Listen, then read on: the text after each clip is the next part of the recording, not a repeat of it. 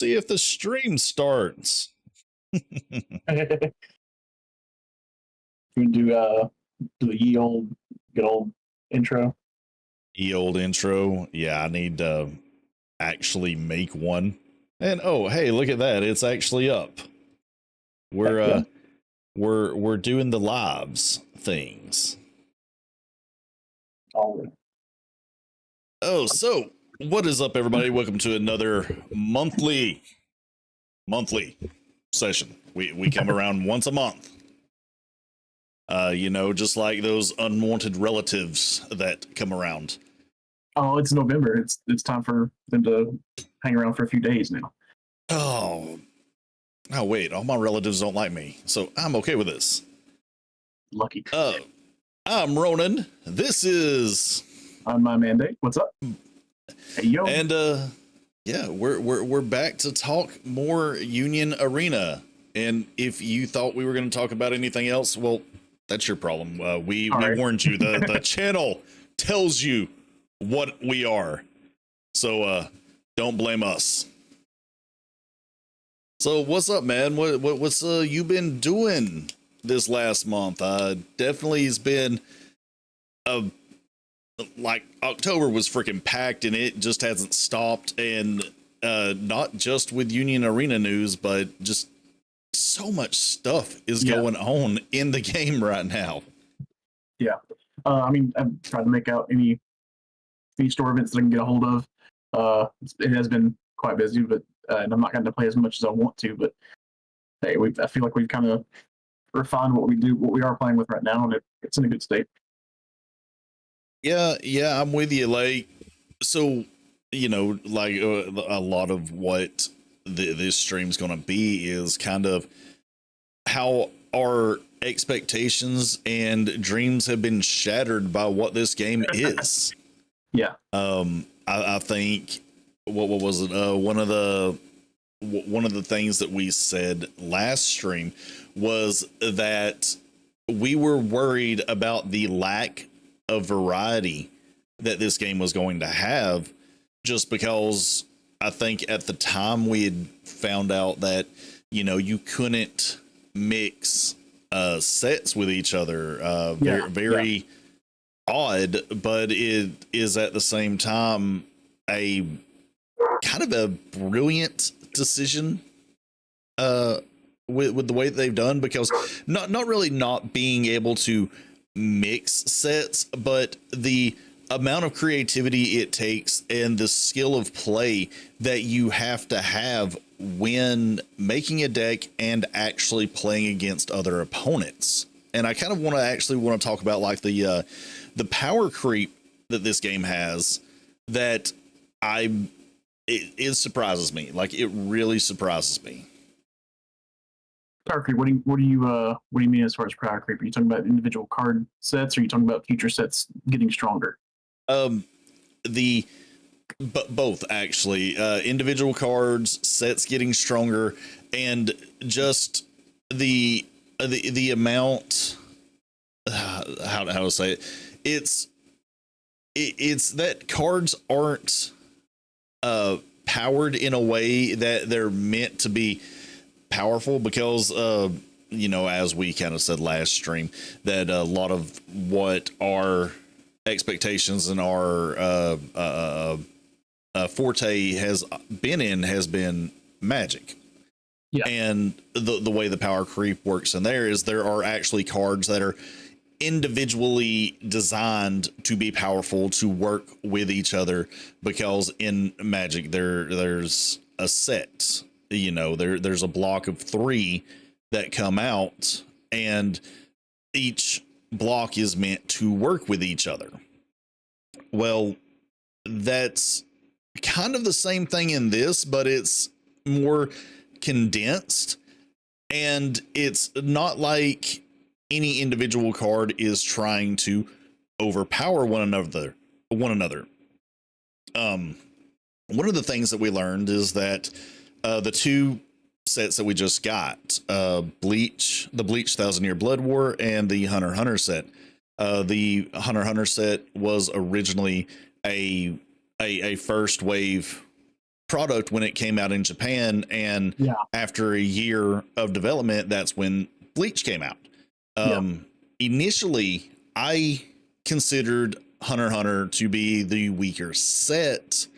One, because after about 2 weeks of play, it was dominating, and just because of that fact that it was about a year behind of, like, it was one of the initial releases. But the more that we play and the more that I see, the more that I'm learning that really it's just not the case. Like, Bleach is doing more, but it is not so overpowering that I don't think Hunter x Hunter is not also kind of a good a match for it. Like, there really isn't a bad or a good match. It's more, how are you playing the decks? Yeah, so something that I noticed as far as game design goes is being that Hunter x Hunter was the earlier sets, like early on in Uniri's development, Japan side, right? A lot of the cards, it's especially the high end, were much more straightforward, like basic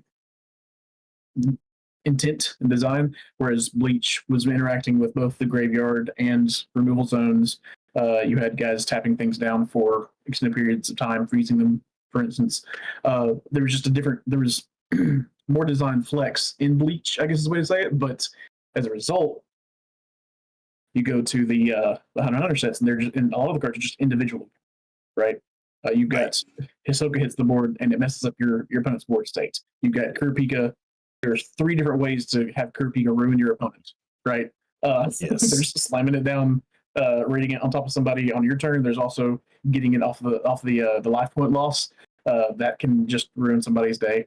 And there wasn't so much intermingling, but that's also why I personally ended up falling on the purple Phantom Troop deck as far as Hunter x Hunter goes, is because it did have that intermingling cohesiveness and like going for a bit of a flexible game plan. And I mean, we'll probably talk about that later, but the thing is, it's the cards themselves, other than Hisoka's, not really especially powerful, but I mean, they can individually get run over by what's in the Bleach sets, whether it's your Kenpachis, your Byakugas, your Ichigos, sometimes even your Renjis. It just depends on how things are going that particular game. But sometimes you can leverage yourself into a better game. But especially the green Kurapika deck and Gone and Friends decks, that stuff's just powerful out of the gate. It can run you over if you're not being careful. Yeah, and I was interested to find out that I know we missed some cards in the Bleach set for Japan's release and got effectively refunded a few different cards. Hunter x Hunter was the same way. You know that Kurapika, not Kurapika, the Killua we play in the purple deck. Yes, that was a second Hunter x Hunter release. Interesting. That made it into the American or the North American first release. And realistically, we're playing 4 of them in yeah. So I mean that was a plus. It's hard not to want to play 4 of him in the deck. Yeah. He's flexible. He does what you need to do. Yeah, like he's deceptive. What was he? He's a 3 to put down. Has pseudo step, double energy, and can boost himself to 4K. His step version is based on what you already want to do in purple, which is remove things off the board and cause issues with your opponent. That's good stuff. It like initially, like, I don't remember why we overlooked him other than that, oh, he's just not a Phantom Troop. Let's use stuff like, because traditionally stuff like the Crollo that lets you go 4 deep searching for a spider, or the talking on the stuff that we learned. We'll just do a little journey on purple, right? We started out we started out very high potency Phantom Troop, because that seemed like what we wanted to do. We were playing the spider search. We're playing 4 of the two drop Crollo. We're playing 4 of Uvugen. We're still playing Uvugen, but we're down to what, 2? I think it was. Yeah, I think that was the where we landed on. I think that it's it's like, is he good? Is he not good? Like, is he doing enough for the deck? And it's I think it, like, this was just another thing that I feel that was the knowledge that we've gained over the last month is that these decks are going to change on a set by set basis. And the ones that can change better for the meta are going to be better. I mean, that's one of the reasons why we have ended up hanging up on purple Hunter x Hunter, is because it's really malleable to whatever your meta is. The way we built it right now, we kind of snub green green bleach pretty hard. And that's mainly because the key Karapika that is in it is $20 a piece, and I'm not paying $20 for a single card in this game. No, it's not happening. But he has come down. Yeah, the deck's real flexible. I mean, yeah, I can play against Karapika green too. It's great against bleach green. It has a weird. I feel that it's really strong against Renji purple, but it gets pretty outclassed by purple bleach. So, like the bigger version, because it's the bigger version just has some more removal, and while you can draw a whole lot of cards, and that's the intent of the decks, to draw a whole lot of cards, your card potency isn't quite as high as theirs. So, but yeah, that's part of the learning curve, right? We were focused on Phantom Troop. We realized, okay, Phantom Troop doesn't have enough of what we need to keep the engine going. So let's dabble in some Zoldyck. We did what, Silva. We played the two Silvas, and we played not Zeno. Old man, Grandpa. yeah, Zeno. Yeah, I played with him.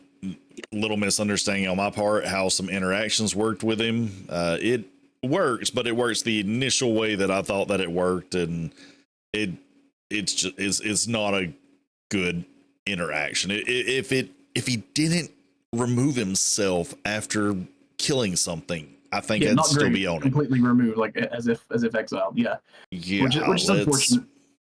It is, because I really enjoyed that interaction and got away with doing that a few times because people don't read.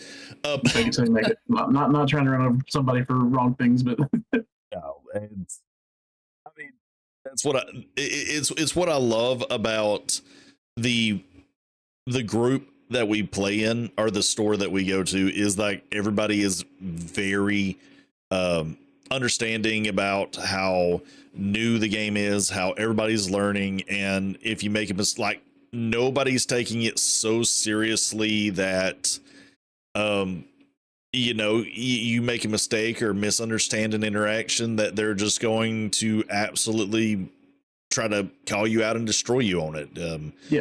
It's a very friendly environment.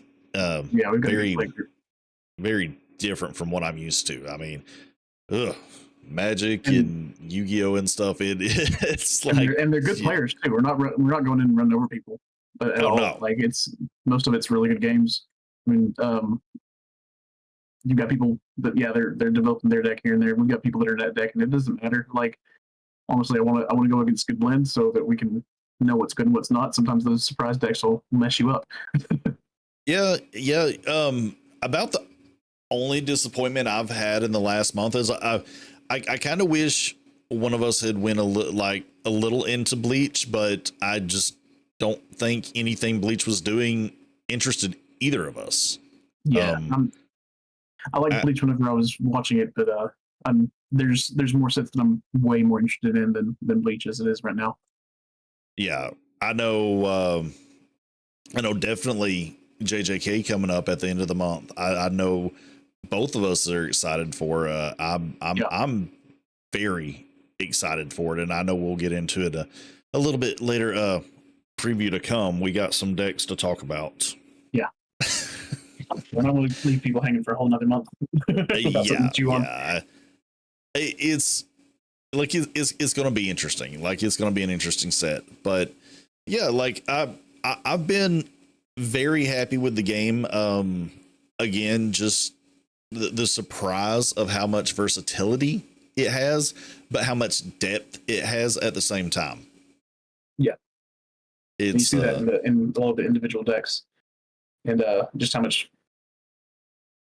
different things you can play. Like, I don't know why there's a green Hisoka that's 5k power. It just shows up. He's got double attack. You can give him impact pretty easily, and I mean, if you're not careful, he can just run away slapping you in the face. But yeah.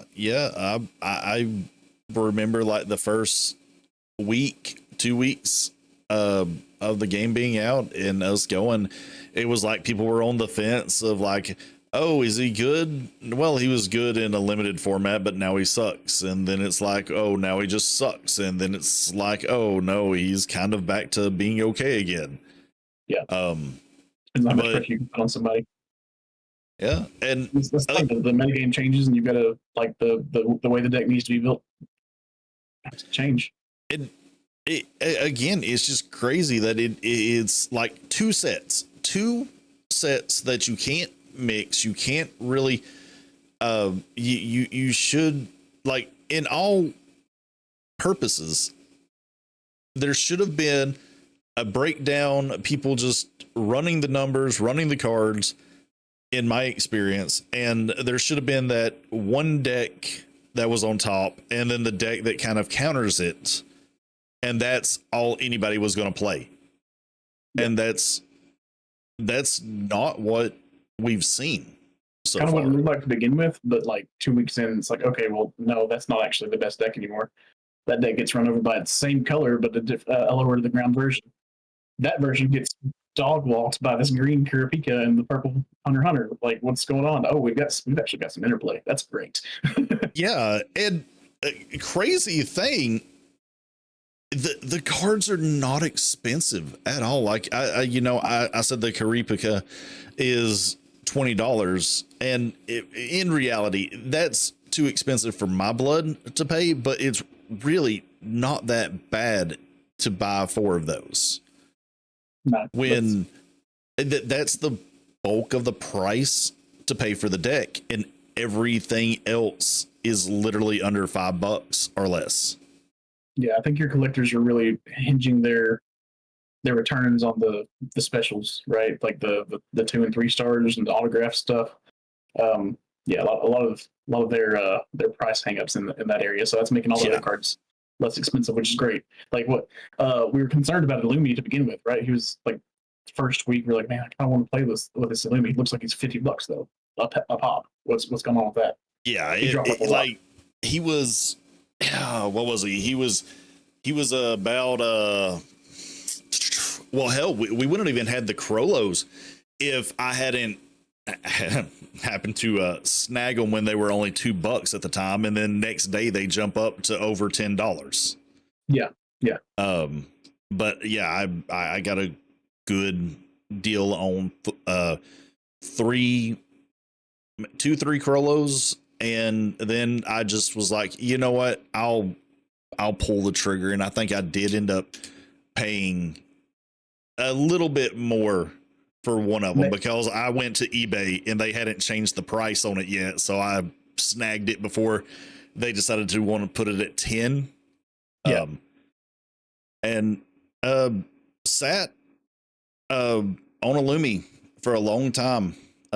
Slept on him because I was like, I don't want to pay $10 per card for Illumis. And then he just slowly started creeping down. And then I again found another deal where 3 of them were what was it? It was like $15, and the seller was giving like a $1 discount or a 30% discount for buying multiples. So I just went ahead and bought all 3. So at the end of the day, I think I ended up paying $4 for each with shipping. Yeah, and he's a good card. Like, I wouldn't know. He's a really good card. Wouldn't know since I got him in. I kind of haven't gotten to play with the deck in its build. I'm just taking your feedback and not really making changes as accordingly, but because I mean, I've said before, I'm going to get an entire play set of the Hunter set to begin with. And I think that's where I'm at too with the game, because initially it was going to be that, oh, I'm just going to get everything and I'm going to get a set of everything. And if it dies, whatever, I have everything and anyone can play what they want. But financially, that's just not going to happen. Like Bleach, I'm not really gonna bother with unless there's a release of something one month that I just am absolutely not touching. Like I don't care what's in it. I don't care for the sets. You know, I might go back and pick up sets that I have more of an interest for and spend that month trying to get stuff from sets like that. But it's definitely got, like, I'll say buying singles, again, I can't stress enough, buying singles is the way to go. Definitely, like, I would suggest, like, go to your local card shop, at least the one that we go to. They're really cool about it. And even though that they're not giving the prices of TCG Player on some of the, like, the bulk stuff, they're like, oh, well, we got to charge you $0.25 for it. I'm not going to cry about a freaking quarter when I'm saving $1.50 on shipping. Yeah. So, yeah. I mean, yeah.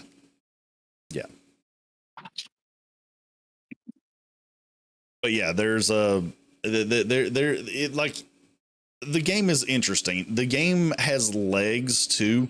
Like I still just, I can't believe not only the people that are playing it in a positive light, but also just the crowds that it draws. I kind of wish it drew more people on Saturdays, but I get it. Saturdays are rough to get out and go play a card game sometimes. Yeah. I mean, it's a good crew. People show up. We're about to overtake the commander scene at the card shop. So we'll see what happens. I really feel the commander scene is pretty much dead. Like, well, not the commander scene, I should say, but like, you know, when we were going, FMTs were huge. There was like always crowds of 20 plus people going out to FMTs. And honestly, I don't see it anymore. The shop we go to now for Union and Arena, they're the fact that they don't even do an FMT and they do a commander night on Fridays is actually, I think FNM turned into Commander Night, if I remember right. They stopped really supporting Standard, which proved. Well, we're not a Magic channel, so I'm not going to teach you that. But it is a card game, and you know, it is one of those things. It's like, well, do we dare bring up that Union Arena can overtake Magic the Gathering? I don't think it's meant to. It's not. They're not occupying the same space. So no, they're not. Like, I think this is, like, as far as Union Arena is concerned, I don't think it becomes that super competitive card game. I think it's that game that, you know, like a lot of people have been saying, is that it's the companion card game that you play when you just don't want to play something like Magic or Yu-Gi-Oh or Pokemon. You know, is you pick it up casually, you play it casually. But for those that this is their only card game, I think there is more depth there for you than to just play in a casual format. Yeah. So it's a lot more deep than I expected it to ever be, to be honest. Yeah. I mean, I'm pleasantly goof fest. So what? I said I thought it was going to be a casual goof fest and just like have a good time while you're going. No, there's especially with decks that move around front and back lines. like defensively or offensively. Yeah, no, that stuff's pretty cool. Yeah, like there were some guys that I just have, like, I went for a Saturday tournament and there was some guys that just happened to pick up 2 of the starter decks, and I'm explaining the rules to them and stuff. And one freaking Bandai, get better about explaining stuff in your rule book, because these guys were they were overwhelmed with reading it, because it was some stuff just didn't make a lot of sense to them as they were reading. And so yeah, I actually seen one. He came like so I went and picked up some cards for a dead card game that our buddy that we made down there he plays, and it's an older card game that I wish I had started playing. There's a word called playing. I don't know if anybody knows about this word, but it's called playing. Playing, he plays it and has some of the older cards for it, and I just happened to be surfing Facebook Marketplace and found someone was selling like a binder for $30 of a bunch of stuff. Like, the binder is literally almost full. And so yeah, I just I stopped by on a Friday coming back from Ackworth, and dude was there playing. The guy that I showed how to play last Saturday. Yeah, and nice. I was like, that's cool. But also, if you want to know, it's the dead game is apparently very Japanese, because and a Japanese hentai game at that. No, I've got that stupid filter. Anyways, it's the Yu Hakusho TCG that came out like in the early 2000s. Yeah. So I always seen this. Yu Hakusho is my favorite anime of all time, and yeah, I seen this. I jumped on it, and me and him are gonna play some games eventually. I should have enough here to make a deck. I know he has a deck. Another very weird, like this is when you didn't want your game to represent Magic or Yu-Gi-Oh. You wanted to be very unique and different, and that doesn't mean good. Doesn't mean better. So does not mean better. So just one thing that I was reading in the rules, and we can move on. Because I just found this like super hilarious, and I've never seen it in another card game. So you enter an arena with a character, right? Yeah. And so you deal damage like every other game that damage gets dealt. You know how you represent damage? How? So this is how you represent 1 point of damage. This is how you represent 2. This is how you represent 3. This is how you tell that people are dead. You basically send them into a 360. Yeah. So everybody got 4 health? No, like there is no health. It's just points of damage, and that's the representation that you make with it. And once your character goes a full 360, it's dead. Okay. I don't know, but yeah, it's like, oh my god, dude, it is overly engineered for no reason. Like there's multiple ways of how you have to play stuff, and then there's kind of like an action point system that's called a spirit system, and I've not like dug deep into it, but like my head hurts just scratching the surface. Like, you draw 2 cards a turn. You also have to discard cards for an attack. Oh, I like my card advantage. I'm sorry. I'm good. It's like I said, it's insane. It is absolutely insane, and there may be some gameplay at some point, but I find it interesting. But moving on, we got some stupid announcements yesterday. Mainly Yeah. this right here. Like, the game's not even going to be out 6 months, right? And we're already getting volume 2 of Bleach. At least they recognize that it's like, because Bleach sold really well, if I'm not mistaken.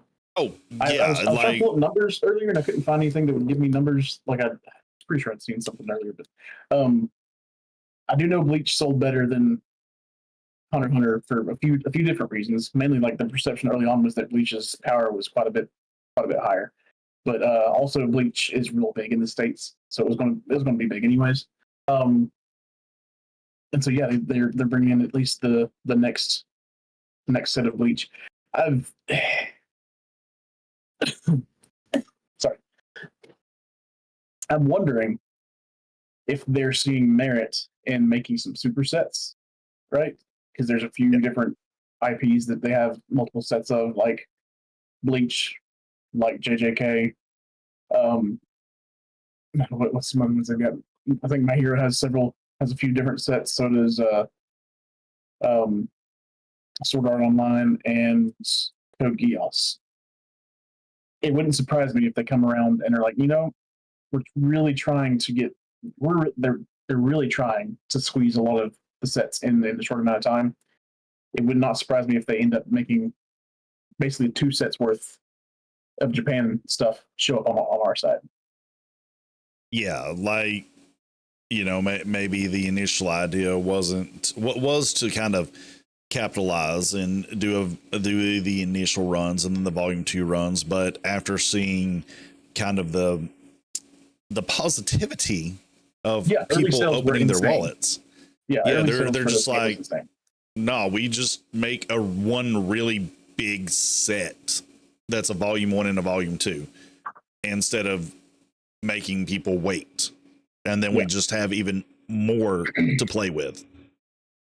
The name of the game in this stuff is Strike While the Iron's Hot. If you slow roll your sets, unless you know that it's going to like go for a long time, you're handicapping yourself. I mean, yeah, in the future you might kind of run into a roadblock of not being able to put out sets, but I mean, if you're still putting out sets for Japan side, if we're caught up, that's fine. You've still got those smaller sets to come out. Dude, like they are over a year ahead, and I don't know how to feel about this, because this means that Bleach, out of every other set, but this was also the initial thought of when I heard that the Bleach and the Hunter x Hunter set, whereas there was as wide of a gap in their initial releases, but seeing the way the game plays, to like that's what gets me. Like, okay, seeing the way the game plays, okay, cool, they're getting their volume 2 set, hooray for the Bleach fans. But as a card, or as a card player, it seems a little lopsided to me, because that means that this is the support, or this is the DLC for this set that no other set will have once this comes out. So that also means that not only is Bleach ahead or equal to in development, that it also got a boost. Yeah. Now the asshole-ish side of me says that, Bleach needed this because it's just that weak. But in reality, I mean, it's not. But it will need this set to compete with things like JJK when it comes out, because everything that I'm hearing, and even some of the stuff that I'm seeing, like JJK is going to do some damage to Bleach. Yeah, and what's funny is the first set of JJK that we could sneak peek in Japan, it's by itself it's stronger than what we've seen in Bleach, but subsequent sets make those decks even more powerful. Like the what I've been able to tell, Purple Curses is not a fully functional deck in the first set, but second set and third set comes out, and you've got a Ghetto that is just running away with the game. The moment you start stacking some of these, what is it, the Havoc curses? What were they called? The guys that just oh god, the volcano guy, the plant volcano guy, girl, and or Hanami. yeah, and the Cthulhu looking thing. Yeah, daggone. There's just they get so much stronger the more sets come out. Same thing with I think yellow Fushiguro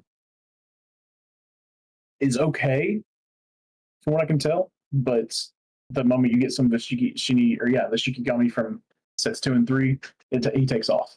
Like the elephant. The moment you can play with the elephant, you're doing some terrible things to your opponent. It's fun.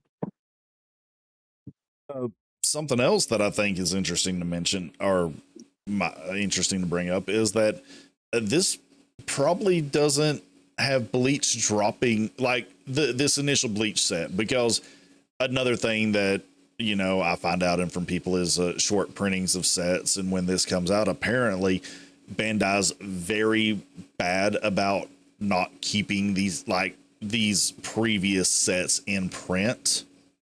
Yeah. So, I mean, I think it is going to be beneficial that for people that want to play Bleach, like we were saying in the beginning, I think the way the game is designed and developed is that no single set, regardless of how they make it, is meant to actually be on top or run away with the game. Yeah, they want some interplay. From what I can tell, they want some interplay. Yeah, you're gonna have sets that just have big hulking things. Like, if you take a peek at Kaiju, it's just a lot of big things that are gonna ruin the board.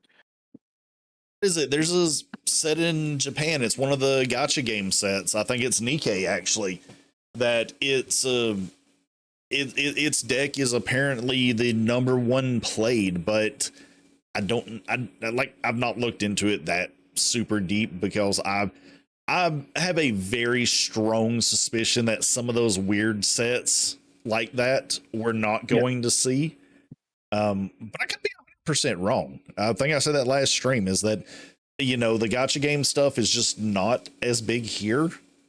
And, but I mean, we could see it. We think it's not that big here, but I saw there was a gacha Reddit thread that kind of for some reason popped up on my feed this morning actually, and it was ranking like this month's sales for all the gacha games, and it showed region as well, and Nikkei was on the list, and it was pretty high up the list. I think it was at least top 10 in the U.S. So that that there's a strong following in the U.S. tells me that we're probably sleeping on its potential.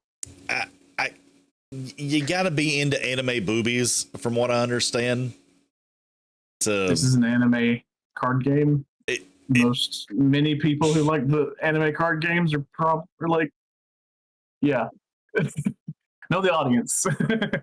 Don't let your personal don't let your personal preferences kind of get in the way of what could be going on.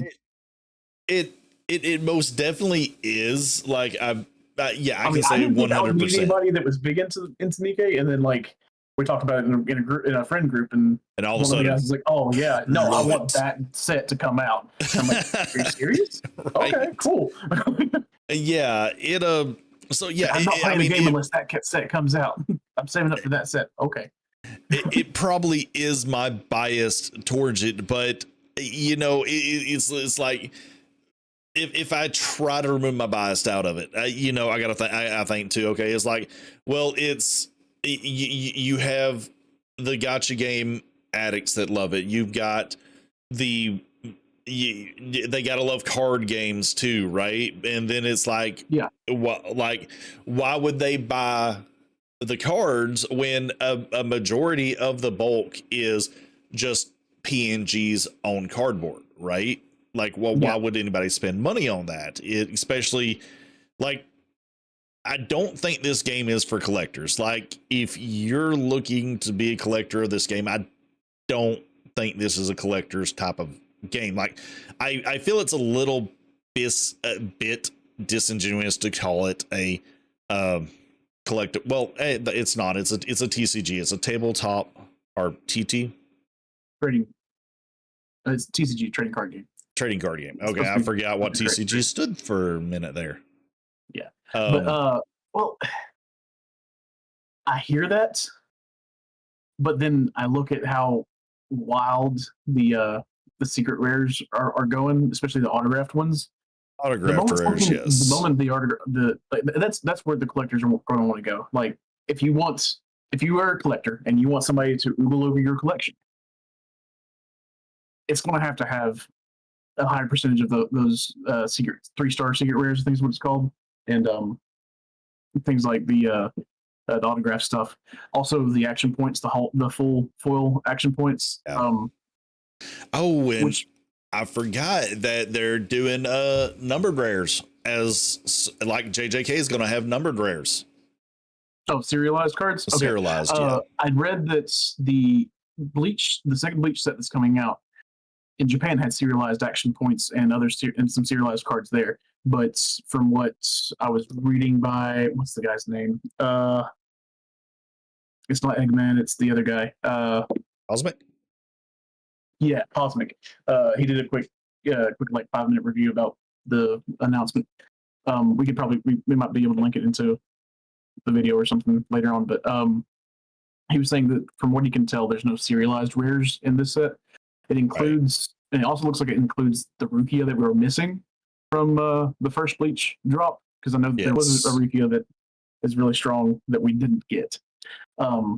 It looks like that gets amended come the second set, but unfortunately for collectors, it doesn't look like those serialized action points are coming through. But when and if they do, though, like that's the good stuff, right?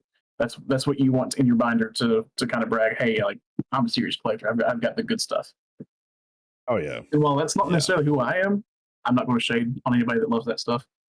If I get lucky and pull one of those things back, leverage that shit. First collector I can find and be like, okay, so what do you want for this? Oh yeah, like, dude, I think that's been my thing about this is that, like, normally I have trade fodder when I'm playing a game, and there's stuff that people have that I won't, but literally outside of giving them cash for some of it, like I pulled the 7-drop Kurapika, the 2-star, SR 2-star one, one like very beautiful card, very powerful. It's held its price at $40, but the price really doesn't matter to me. It's kind of more the fact that I'm trying to get an entire set of it, like the Hunter x Hunter set, and you know, those kind of alt arts like that are part of the set. If I ever got lucky, like the only things out of the sets that I feel are out of my reach are the autograph cards, because I'm like, I'm not paying $100 for an autograph. I don't even do that when I go to conventions. I refuse. If you get lucky, great. But yeah, exactly. And that's kind of the way I feel that they should be. Those is I feel like the autographed ones, the like 3-star secret rares, they need to be rare enough that if you get a hold of one, you kind of want to keep it, because that's kind of that's a piece, you know. So not everybody should have one. They shouldn't be in every box. I mean, every I think there's supposed to be one in every case, but it's just, you're doing good to get one, right? Yeah. I mean, you're not sure which hell, one it is.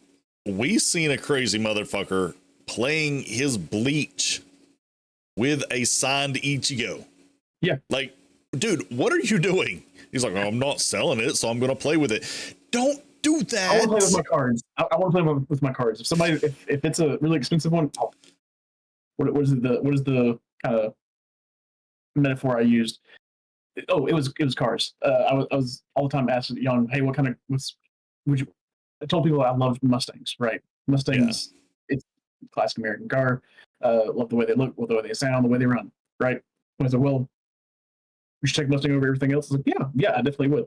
What if I was going to? What if I had you choose between a Ferrari and a Mustang? Like, okay, I'll take the Ferrari. Oh, I got you. No, I'll take the Ferrari. I'll sell a Ferrari and buy like 5 or 6 Mustangs. Just have a garage full of Mustangs. So, yeah, I'll sell.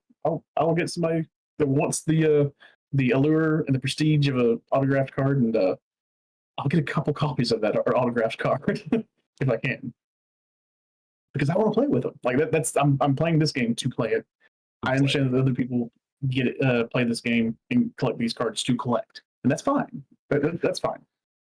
Oh yeah.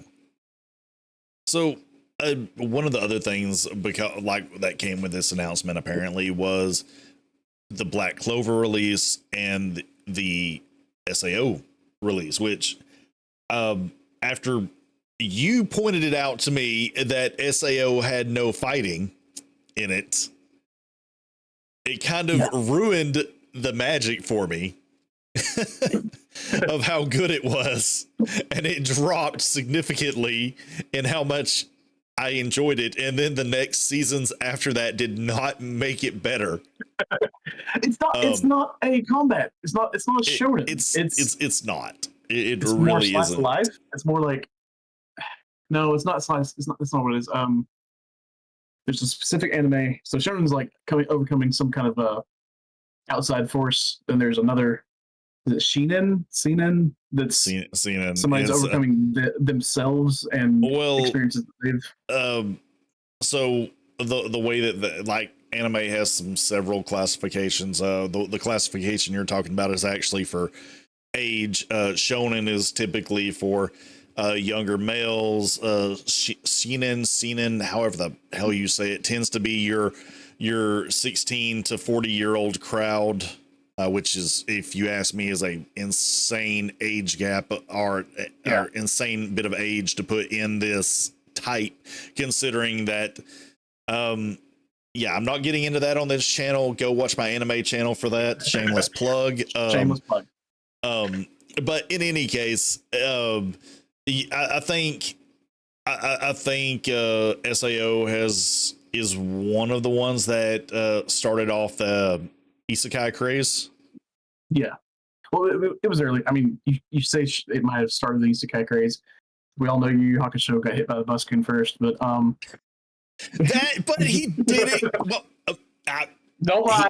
He was in the spirit world. That's a different world. But he didn't reside in spirit world. Everything he was doing was like he went back to Earth. He stayed on the plane of Earth, and he did everything on Earth, even though that nobody can figure out where the Dark Tournament took place. Unrefined isekai. And then later seasons, he went to Demon Realm. But that's still not an isekai, even though because he died in Demon Realm and then went back to Earth and then went back to Demon Realm. So not an isekai. Standing on business with that. Still can't wait for that fucking set to come out with. By the way, it looks good. I probably won't get the set. You're more than welcome to go for it, because I've got every I've got a list anime card game has Yu Yu Hakusho in it. It had its own personal game. Universes, which is a really cool battle system, had it. Which, if you've ever seen the Universes, Yu Yu Hakusho, like Universes to me was way better than this, because the cards in it looked freaking amazing.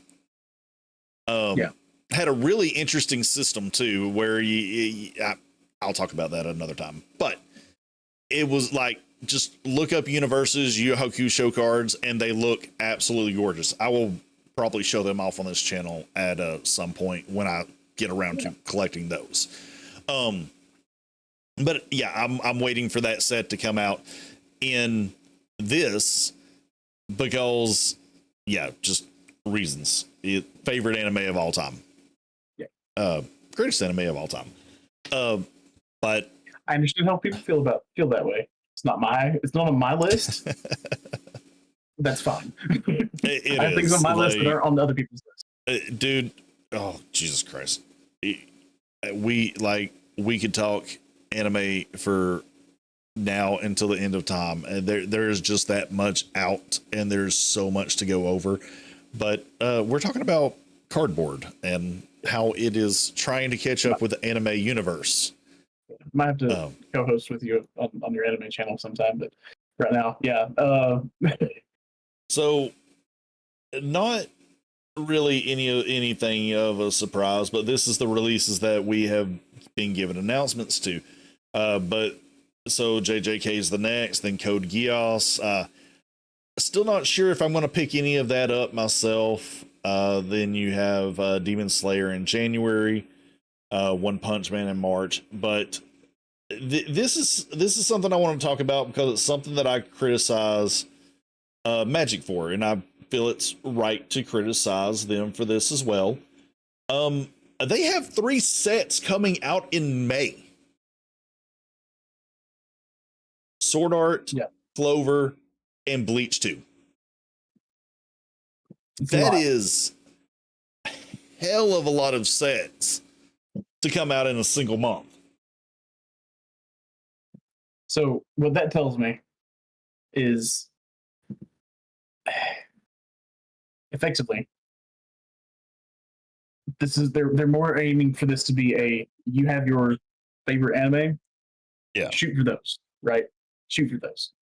If you see a strong deck in another format that you don't really, or another set that you don't really jive with, sure, you can buy that deck.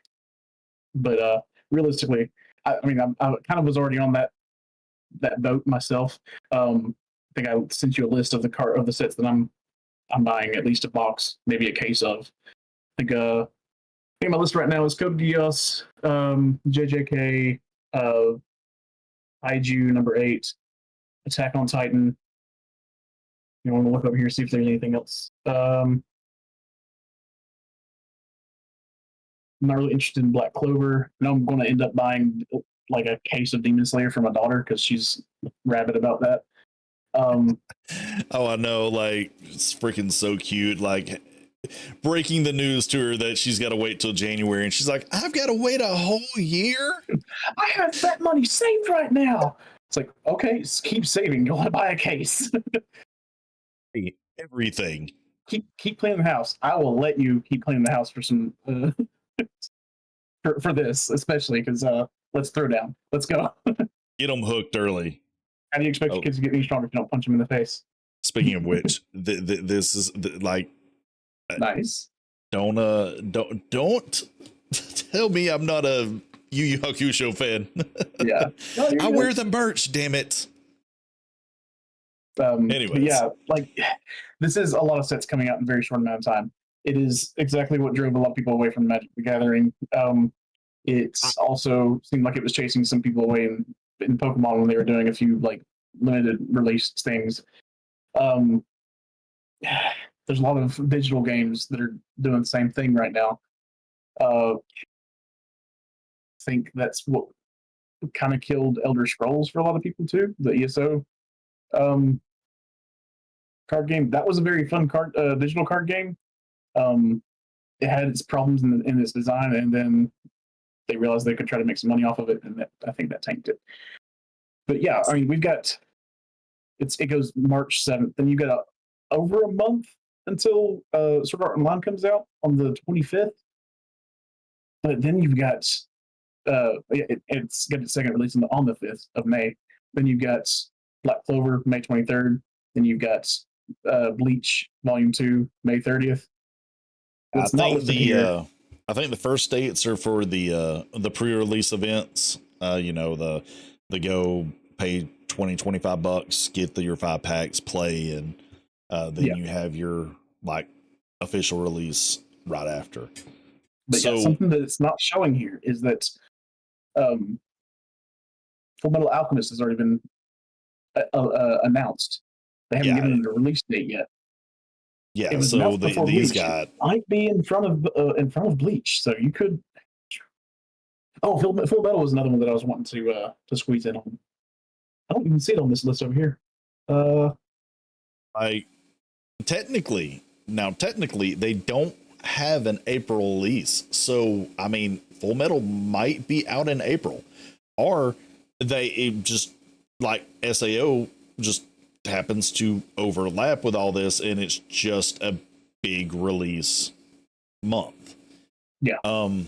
So I mean, in reality, May is really far away or really far removed from Christmas time, which is when people are already kind of strapped for cash. If we're talking non-blessed folks, and Yeah. mid-year, you've usually been able to get some money back to do frivolous expenses.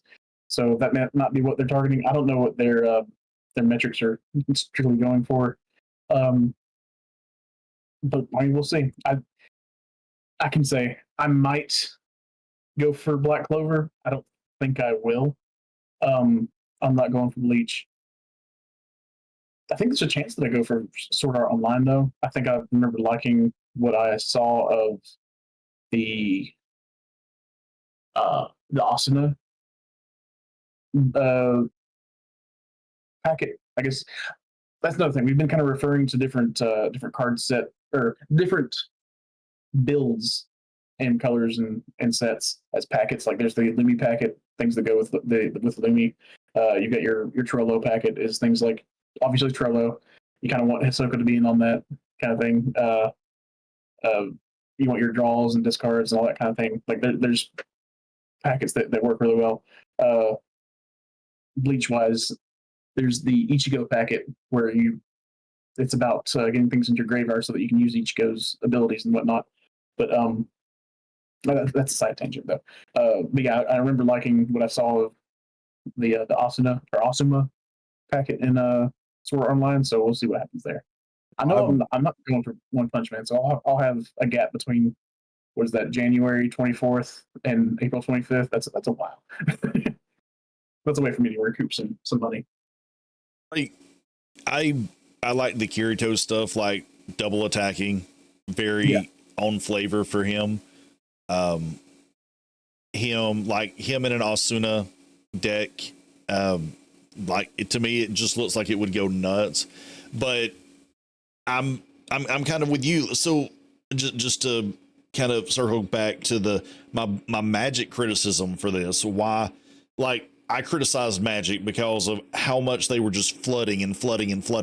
But one of the things that Magic was kind of doing is kind of like this with the secret layer stuff and with the Universes Beyond stuff, and it was just a lot of it was just kind of repackaged cards that they've already had with different art. And one, that doesn't sit right with me to begin with, but then it was all the other stuff, because like the unhinged stuff used to be like once in a blue moon, and I think we even went like 15 years without seeing an unhinged set before. And now it's like, yeah, this kind of fun, silly set that breaks the game. Not only are we going to print that, but there's also going to be cards in the unhidden set that can be used in standard play. And I was just like, maybe not standard. It was at least like the Legacy and Eternal format playable. Yeah. Well, the fact that it's in any kind of tournament play is like, what? Because the unhinged was, it was made that way. Right? It was made that way to be a kind of like this, a set where you played within itself. Yeah. And you just did super silly things within it. And you know, maybe because Magic has ramped itself up from like 12 sets a year to where it's now somewhere, like 20 or 30 sets a year, I think was the last time I looked at it. And they were talking about doing more. Yeah.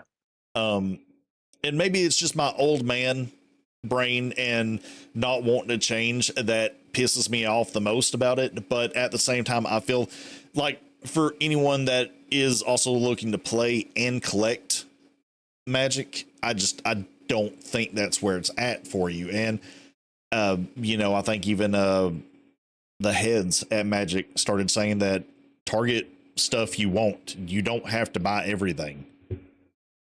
Yeah, but that's a defense mechanism. If you're designing, if you're Mark Rosewater and you're designing the set, you want to be designing something that is going to be, universally like loved and adored. And Just telling yourself that you're only shooting for a very small subset of people, that's kind of killing your creative desire, you know. And I mean, I get that. That's what they were doing, right? They were putting out all that stuff because they were targeting small subsects in their fan base and the trying one to get a hold of. percenters, the one percenters is what they were targeting. Well, they were doing a few things because a lot of it was also commander set stuff, right? Yep. There was more commander shenanigans stuff came out in a 3-year time period than anything else, and that they were going after that crowd. They were also going after a different sort of casual crowd, and then Modern was failing, so they wanted to bring in Pioneer. So they had Pioneer happens, and then they released Modern Masters and then Pioneer Masters kinds of stuff, and it was. Then they brought out Arena, which was a really strong online way to play. Yeah, and it had its own subsect of cards. It shared a lot with Standard, but it also there's also different sets coming out. Like that was also a difficult thing to keep up with. That's my concern here is that we're bringing in a whole lot of sets in a short amount of time. You can fall back to hey, these are only meant for people that are really into Black Clover. If you don't like Black Clover, you've only got one set releasing in May, and that's your Bleach set. Oh, you also like Sword Art Online? Well, they're separated by about a month. Yeah, but we're getting a set a month as it is on a slow a slow cadence. If we're picking up, it's going to be a lot more difficult. And I mean, we're not spokespeople for Union Arena or Bandai, not at all. But it's thinking. Yeah, but the sentiment still stands here, right? Go for the stuff that you like. At the same time, I don't. It's like it's not at the intensity that I have for Magic, and I don't know if that's because this is new, and if I just keep seeing this, probably a lot of what it is. It probably is that. The more you see it be bad, the more it kind of stands up as being, oh, this is awful. It's like, yeah, I play a lot of WoW. I was in a better spot than it has been a while, but it's like anytime something small comes up, the people that were already that had come back were already not really sure if they wanted to be back fully. Something bad comes up, like a buggy patch, and like, oh, this is the same thing. I can't stand this kind of thing. That was a very small thing. It lasted like 12 hours before everything was patched back up. Like, I get being upset about it, but like, it's just that recency bias is all. Like, once you get in a certain mind frame of something, and Magic is really good at doing that, you're just going to see the flaw in it the whole time. We're not there with Union Arena. Everything's still very new. We haven't. It's not been long that we realized. Okay, well, you got in each set you got 2 whole sides. You've got your vanilla stuff that's like 3-drop and below. That's probably going to be pretty, pretty universal throughout each set. Like, it's just different faces on the cards. But then 4 and above is where your special sauce is. That's where the sauce is at. Yeah. Yeah. So I mean. Yeah, I think that's the thing too. I think that's it's the different design of how the game runs, the different design of each set. That there are literally probably like the bulk of the set is going to be the same thing, set after set after set. Like, you're not going to see anything too crazy pop up. Most of it's going to be on flavor for the actual show, which I think is kind of funny of how they do that with some of the stuff. But I think we've got some deck lists we're going to go over in a minute. But like, I think I took on mine was I looked at the top end, figured out what I kind of wanted to be doing, and built the deck from there. And it was really interesting how in that particular color of the JJK set, there was a theme going on, and you could tweak it in different ways, and the deck looks goofy as hell. If you really look at it, I was looking at it. Yeah, they're like, I'm like, this. I'm questioning you. I'm looking at you judgmentally. I'm gonna mess somebody's day up though. But yeah, no, like the sets that you're targeting, I'm kind of at that too. Like I couldn't use that method with Magic just because I was like, there was also that competitive side of Magic that I wanted to be. Well, yeah, you wanted, if you're staying in standard, you had to get every standard edition Every set that came out. Every set. And if you want to play Commander, it's a little bit more difficult there. You had to pretty much look at everything that came out because everybody can play from every set. Yeah. If you're playing anything that's eternal in any way, you're also looking at a broader card spectrum. Here, it's kind of like, okay, I'm picking this IP or these few IPs. If something new comes out for those, yeah, I might pick it up. But if we're looking at, I don't even know what Gamera Rebirth is, but it's on the list of things that might come out. That was a that's a movie tie-in for, like, so Gamera's from the Godzilla universe.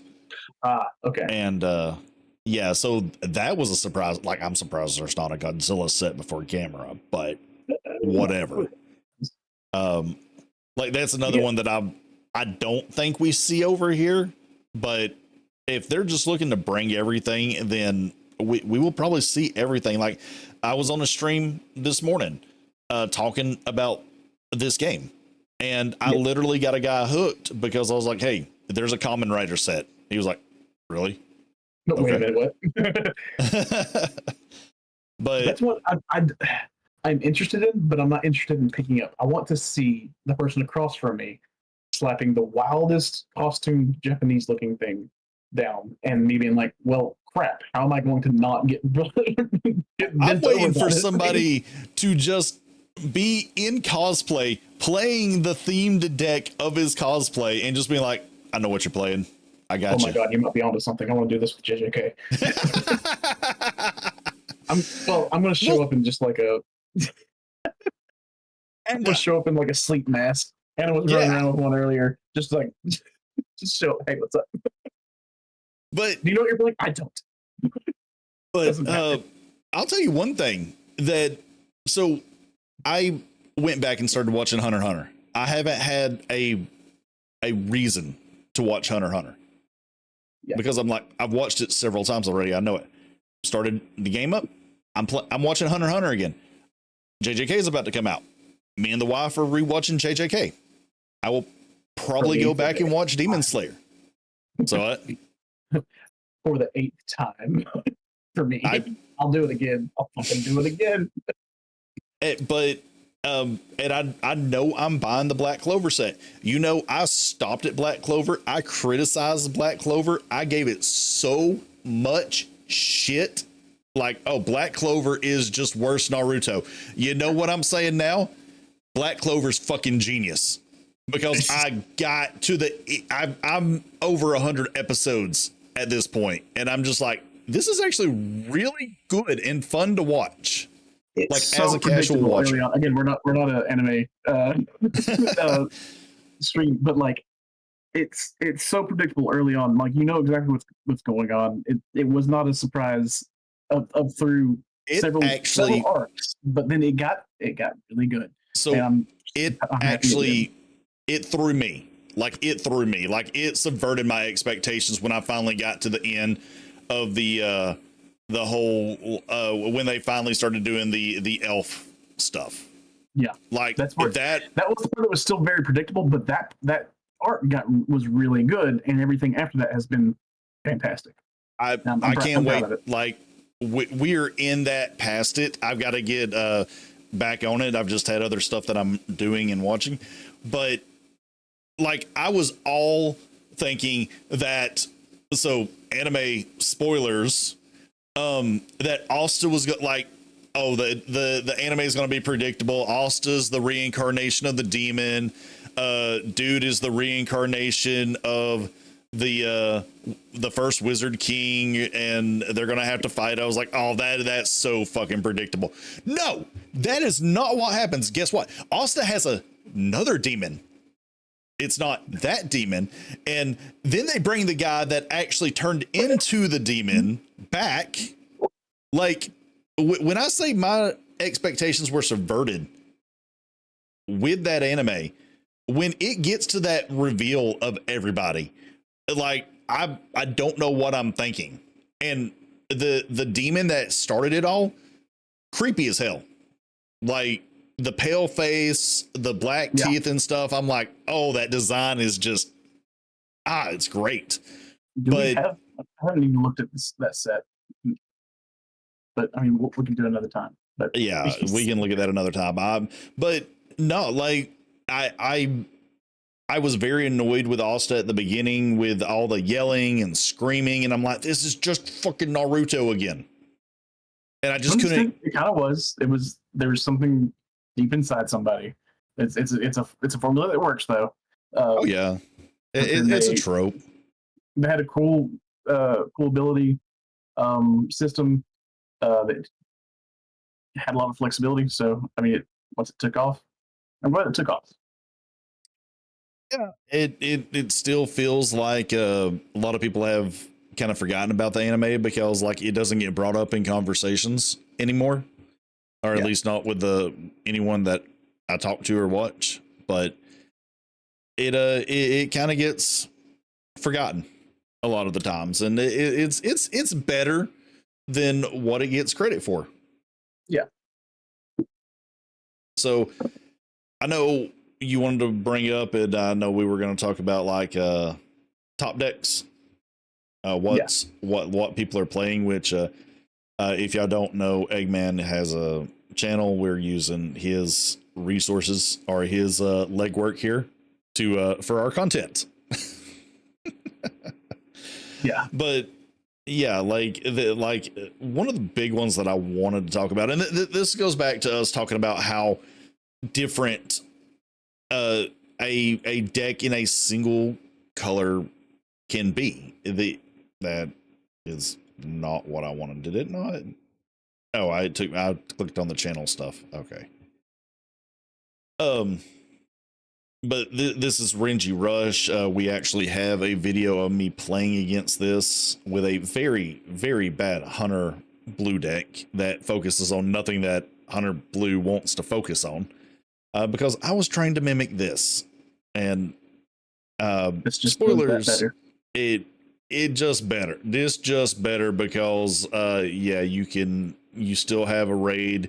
You have a Renji that still does something that's not just a vanilla without being a raid, which you see some of this in JJK, and it kind of looks a little bit scarier to me. Yeah. Well, that's another thing that I noticed in JJK. Their non-raid targets, or not non-raid 4K or bigger guys, are just, they'll knock you out. it's kind of funny that we were noticing that right as this card, or right as this deck won I think it was an Eggman Championship kind of thing. Eggman, there's a local shop down in Atlanta that they report all their tournaments and stuff, and actually some of the people that go to the same shop that we go to go down there to that as well.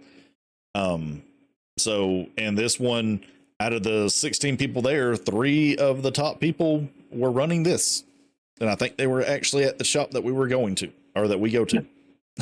And it makes sense. You try to go a little bit. You try to stay low to the ground. You still do your strong Ichigo stuff that can remove like entire parts of a board. You get Tenshu. And you get your Rukia too. It's a really good, efficient, low to the ground, slap the opponent on the other side around before they get to their good game. So. Yeah, it's it's a strong deck, and I see why it is. I mean, it gives you options to raid, to not raid. When the effects go off, they matter. I think the only one that can't go off is the Rukia, but as soon as that 0-drop Rukia comes, I think this gets a little bit better because you'll have that 0-drop Rukia. But yeah, it's a very vanilla deck, but a very effective deck. But I think the deck, like I said, I think the deck does get better when Rukia comes out, but I also think it gets worse because there's just other sets that will start pressuring this a lot more, and you won't be able to survive with just having big beaters on the board. So, at least that's my thoughts for it. But I mean, this was his events, and I mean, Purple Bleach 1, Purple Bleach 2nd, 3rd, Green Bleach, Purple Bleach, Green Hunter. Let's take a look at what that Green Hunter's looking like now. So I do think this is like these are older, right? Like when did this get posted? 15th of last month. Yeah, it's just 2 weeks. But I mean, 2 weeks can change a whole lot. Yeah, I would say that you'll see a lot more ability to deal with the Renji Rush now, but I don't know. I know that we can do it in Purple Hunter pretty well, but I don't know. You would probably have to tool Green Hunter a lot to be able to do that, and then I don't know enough about Green Bleach to say whether I'd have to see it. This has been the problem with Green Hunter, but the thing that there are other tools in Green Hunter that can change, but it works now because of the limited field that it goes up against, right? Yeah. Again, going back to Magic, where they always have a yearly rotation, you almost have a monthly rotation per set that comes out for this game. At least that's my theory. And it might not, like, rotation might not be the right word, more the a meta change, like every set's going to cause a meta change. Yeah. Because what this deck really just kind of hinges on is it hinges on the Kurapika and the Emperor's Time. But then the other two things that kind of work with Emperor's Time is the 5-drop Kurapika and the 3-drop Kurapika, that these things are just huge, and they are taking out whatever you put Emperor's Times on, because it's going to be 3K plus 5, which is 8K, or 4K, which is 7, or most of the time this thing's going to be a 4K and another 7. But you don't even really need it because of the extra 3, so it's a 6K, which there ain't nothing stopping a 6K. Your character's just dying, which, by the way, I did find out something really funny about Snipe, and you can target a rested character. Like one of your rested characters you can target? One of your opponent's rested characters. Okay, yeah. Okay. And you can still kill it. That makes sense. Because technically this is not... the way that it reads, I think it doesn't go into battle. It's like, oh, it just dies. Choose one character against 3K. When this character attacks and wins a battle, draw a card until the end of it gains Snipe. You may target a character on your opponent's front line and attack it with this character.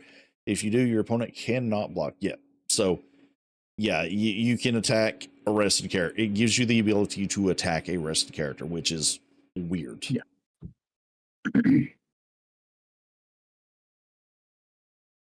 And I'm not so interested in Green Bleach, because even though I think it's the funner of the Bleach decks, I think it just goes away, to be honest with you.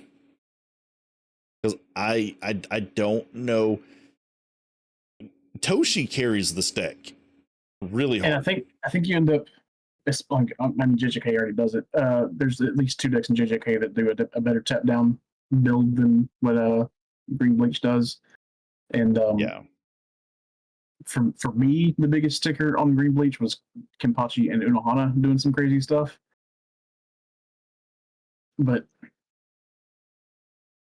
see, like, what was it? It was like the first or second week that we were playing, and like my entire opinion of Purple Hunter kind of had to shift just because of this Kenpachi, because it scared the ever-loving hell out of me. just because, or no, I don't think it's this one. This isn't the one that does it. It's the one that can't have its BP reduced. This one. Yeah. And it's a 4K plus. Yeah. Because It it's a attacks the 5K on your turn. Yep. Or on their opponent's turn. Or on their hard opponent's as hell to deal with. and it's rough. And I The was like, solution is funny. The solution wasn't to kill it; it was to put it in the back line. right? Yep. It's like I don't want to deal with that. You keep that, but it's energy now, and you're worse because of it. There's actually a Kenpachi that says he can't go on the back line, that you can't target with Hisoka. Oh, here it is. This character cannot be played onto or moved to your energy line. Hey, no. So fun ruling.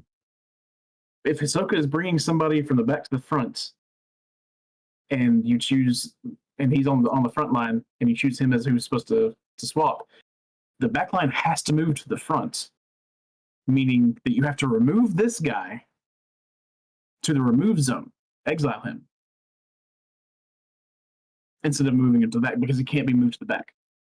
That ruling it, because I was looking into I was looking into the Discord. They actually asked about well. this, and it was actually said that you can't even target him apparently with Hisoka, or you can target him, but it doesn't do anything. So Hisoka doesn't target the guy on the front line. Hisoka targets the guy on the back line, and the player, right, the opponent chooses who swaps. But if the opponent is playing four of this guy on the front, and you're bringing somebody from the energy line to the front, they have to remove one of their Kenpachis to the remove zone to bring that guy to the front. Oh yeah. In that case, yeah. Interesting. I mean, I still don't get the Unohana myself. I don't think she's all that super effective, even though I've seen her used multiple times. But yeah, I mean, I just don't think she's that effective. But I think it's that you click on her again. I think it's that you get action economy out of her. I remember it being annoying going against her. Yeah, so she does a lot. So she's a 4K body. She's a raid. She lets you get a card, and the next card you play reduces its AP by 1. Yeah. So she does a lot. And being able to just play something for free, or even take a AP cost or an action cost away from a character that has to play too, like a Kenpachi, actions are effective. I don't know. For some reason, that doesn't feel like enough to me, even though it's actually a lot. If she had impact or double or snipe, she'd be a knockout. She's just a really solid play whenever you play her. Yeah, I think that's what it is that you're having to raid her to get that effect, but her herself is not what's effective. It's what you bring after her, which is going to be a free Toshiro or a one action Kenpachi, or like just being able to play something other than her. I mean, you get to play that up to 5K Kenpachi for free as well. Oh yeah, I forgot about that. Or it's 4 or less, right? So you don't get to do the you don't get to do Ginyu Yusai. Yeah, I think Kyle's character with 4 or less, yes. So yeah, it would be the Toshi for free, the Kenpachi, and the 5K Kenpachi. Yeah. And then it's like if you have this deck doesn't play the Yachiru that stands a Kenpachi. That's okay. Yeah. Oh, I didn't even realize this guy had like what? How does Shin get damage 2 at such a low level? He's sneaky. It's canon. It's canon to the way he is in universe. It is, but it's unfair. Yeah, I've not had to worry about him though. I mean, I kill things under 3,000 pretty easily because of the purple. Yeah, well, I mean that's like an early play, right? Like you're wanting him out, and then do the damage if you can do it, but if not, yeah. bit of a play tip if you're going against him, and you just keep an eye on their back line for Shinsui, and if they play him early, just have somebody up there ready to block pretty early. It's easy enough to get somebody on your front line that's stronger than him. Most people jump from 1,500, 2,000 characters up to like at least 3K pretty quick. So it's not too bad of a 2,000. stretch. I didn't even realize this Toshi could be a 4K. Or no, sorry, 3,500. Yeah. I think he's mostly the color and the raid target though. Yeah. Yeah. Like there's a. What are they playing for their other color target? Is it Shinsui? See, 2. Yeah, they're only playing 2 of him. It's a normal. Oh, it's the Ginryu. Oh, Ginryu. Yeah. What's he do? Generates energy even if it is on the front line during your opponent's character that loses to this character in the battle or placed into the removal area instead of being sidelined. So wait, hang on. Let me read that again because I haven't actually read him. This character generates energy even if it's on the front line. During your turn, your opponent's characters that lose to this character in battle are placed into the removal area instead of being sidelined. So that's tech. I know he's there. That's tech against Purple Bleach, because you don't want to give Ichigo or Byakuya much fuel in their graveyard. So that's what he's good for. I've not actually had to play against him, but then again, I mean, I'm sure people would want to use him against Purple Bleach or Purple Hunter if they thought it was the graveyard shenanigan Purple Hunter. But I think we've figured out that that's not a very strong build of Hunter. It's fun. It's a lot of fun, but it's not. It doesn't have the. I mean, I like this deck. Like, I like it. I think it's fun. I've played with it. It's actually gotten less expensive. Yeah, because it's fallen out of favor. It's always a fun game, and it's always a close game. But the build that we've landed on at this point, it's a very winnable game in most situations. Yeah, which isn't like dragging on it. It's still a very good deck, and I think it's probably one of the better things to play against Purple Bleach, especially the big version. I just think it might be a little too slow for Renji Rush. Yeah, I mean it probably is because the thing is that with that, at least what I've played played against it and played it myself is that it really is a feel good deck. Like if I kind of want to build it and get it just to hand to somebody that's new to the game because it's going to be a feel good deck. It's a deck that there's a lot of interaction. There's a lot of things going on. You get to do stuff and you're not going to feel bad if you win. And you're not going to feel bad if you lose. And if you win, it feels like it was an earned win. Yeah. But yeah, it's simple enough that it can be learned. But now we're gonna get into the fun parts. Deck techs. Tech your deck. I think that's strong enough enough to see. Yeah. So so this is yours, and my judgment of you is strong with this because there's a lot of boost in here that I'm like, what are you doing? Why are we boosting? If you go over one of the cards, does it give you the English? Okay, good. I was worried for a second. So let's start from the top, right? That's an easier way to explain going down. The intention on the deck. Yeah, the intention on the deck was to get use out of the top end of this color, which is Gojo, and a few of the other things that kind of support him pretty well, right? So this Gojo, he's 2 actions, 6 to cast. 6 to cast. He has impact 1 for hitting the board. That's like you want somebody with impact. Especially he's a 5K if I remember right. Scroll down a little bit. Yep, 5K. Yeah, he's a 5K. He's going to get chump blocked all the time. So if you've got impact, that makes him unchumpable going forward. So I like his trigger too. Like even if he's in your life, right to the hand. Okay, and your opponent knows what they're going to go against next turn, and because of his ability, you know that you're going against more than just him next turn, right? It's a lot like the Unohana ability, right? It's the on play, draw a card, except other than Satoru Gojo, reduce the AP cost of the next card you use from hand by 1 during this turn. So that goes to the next few cards. You can play him Actually, and draw. I think that's a little more powerful than Unohana, if you ask me, because it's unrestricted.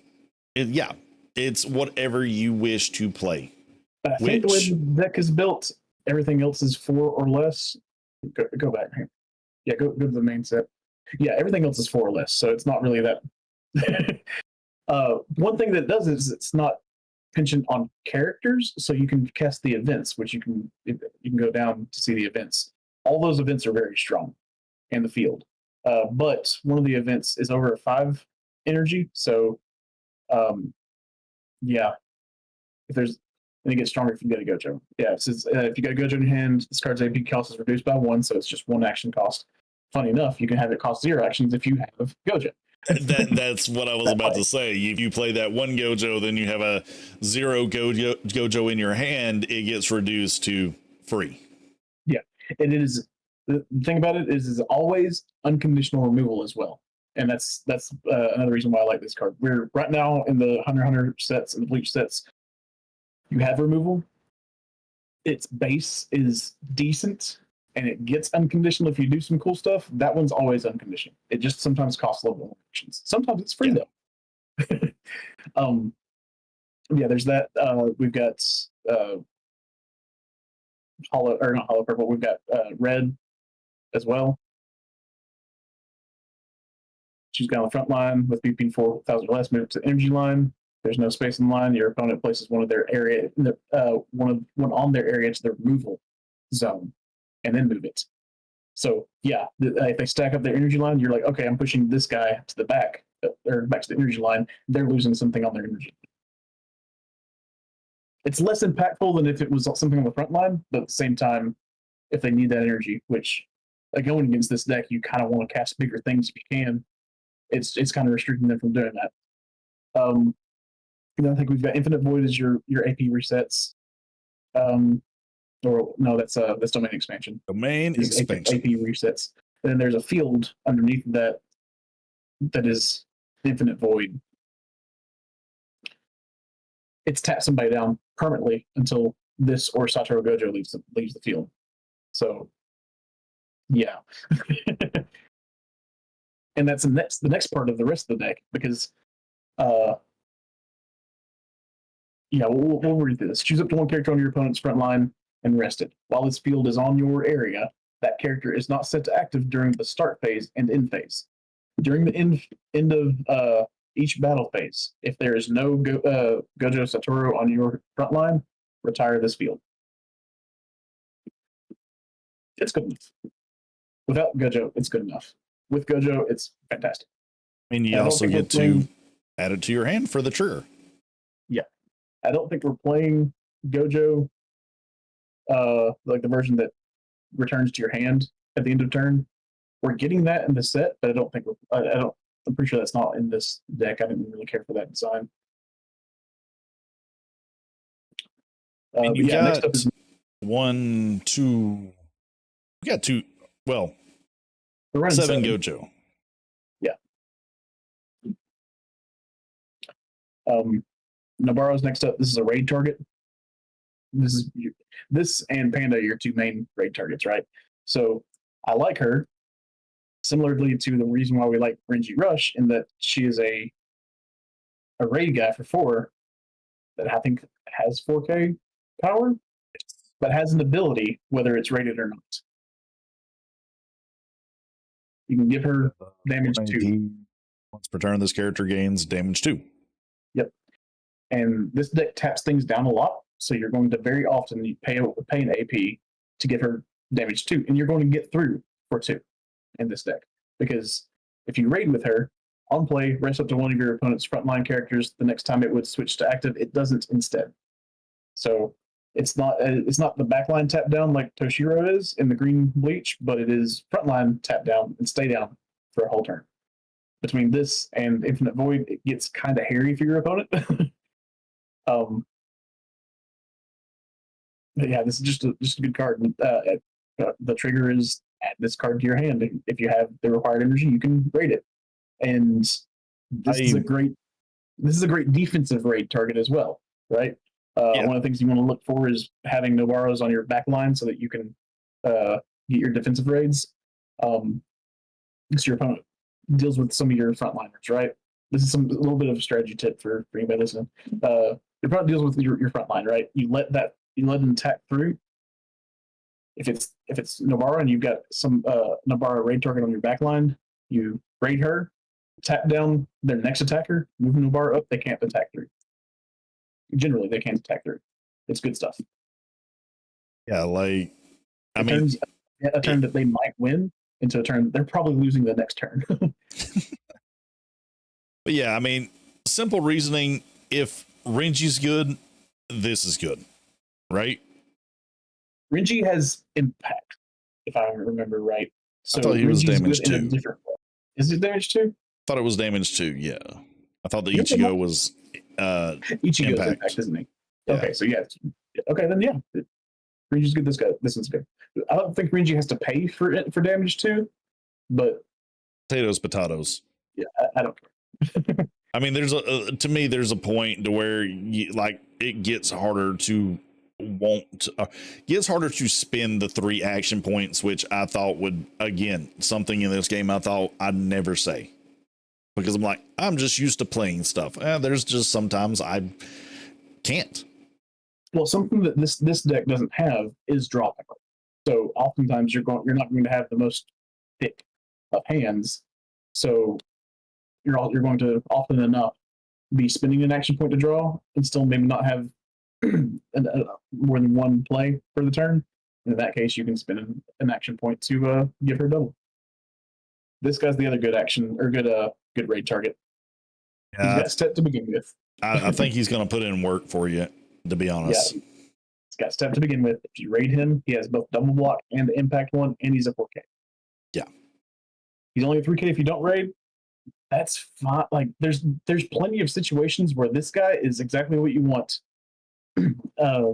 energy generation wise, whether you raid with him or not.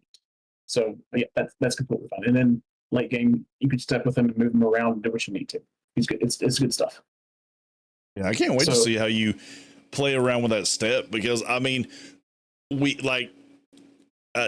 trying to become a judge and learning some more of the finer points of the game. Like, step is a interesting mechanic with how it interacts with characters on the board. Just with if you want to step something back, but your energy line's full, well, you can move a character up. But if you want to move a character back to forward, you can't do that unless they have step as well, because all the interactions happen at once. Yeah. But you got another double blocker in a Gojo. Yeah. So his power is only 3,500. He's mostly here because of his color ability. I wanted to have a blend of color abilities. It says choose one of your opponent's frontline characters and rest it. Next time it would be set to active. It doesn't. More tap down. So yellow bleach is a lot about tap down and get your guy stronger when you're tapping your opponent down. Yellow JJK is tap down. Your opponent doesn't live the next turn. Right. Yeah. And yeah, this guy's got double block. He can save you on turns that you absolutely need it. Just to last until the next attack phase. He's not the star of the deck by any means, but he costs your opponent a lot to deal with. Either they're wasting sometimes 2 blockers, or they're wasting 2 action points to do anything to him. And he comes down early and effective enough that they kind of have to do one or the other to take care of him.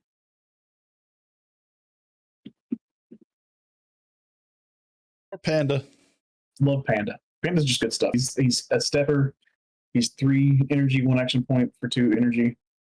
he's got the active trigger, so he can save you if you're losing life. To it can keep you from going down too far. He's a good cog piece. He's also here because you want to raid onto him because the other panda is also very good, and he's a 3K attacker if you need it. So no, he's good stuff. Panda raids. Yep. Nobara is just freaking surprising. So there's some really cool play lines in this, especially with Nobara. Nobara is probably the high skill point in this deck, and that's with acknowledging that Step is a very high skill, capable mechanic, because Panda is also going to be he's going to make some weird situations for your opponents. Nobara, there's a play line where you have Nobara on the front line, right? Like you move her up to begin the turn. You tap her to tap one of your opponent's guys. You raid onto her with Nobara, tap another guy down, and they're having a bad day. You're spending an action point to give your raided Nobara double attack, and you're taking most of their life points down, if not all. And it's just, this one taps down gets to untap on their turn, but the raided one comes in, doesn't get to untap. So you're clearing pathways. That's probably why this deck doesn't have draw. Because if you had draw, you'd be flooding your opponent with stuff they can't deal with. And that's understandable. That's also why I've got the pump in the late game. So Inumaki Toge, I read this guy and I absolutely wanted to have him in the deck. Because he's very versatile. He's got impact negate. There's times where you need to block that Ichigo. There's times where you need to block that Hisoka, that Kurapika, and he negates their impact. Even if they attack, another interesting thing is if somebody's got double attack, not double damage, double attack, they can attack two times in turn. If they have impact and you block them with this guy first, they don't have impact for the second attack as well. That's something to keep in mind once the stuff for Attack on Titan comes out, because the way the impact negate reads rules-wise is that it removes impact from the thing they're blocking for the turn.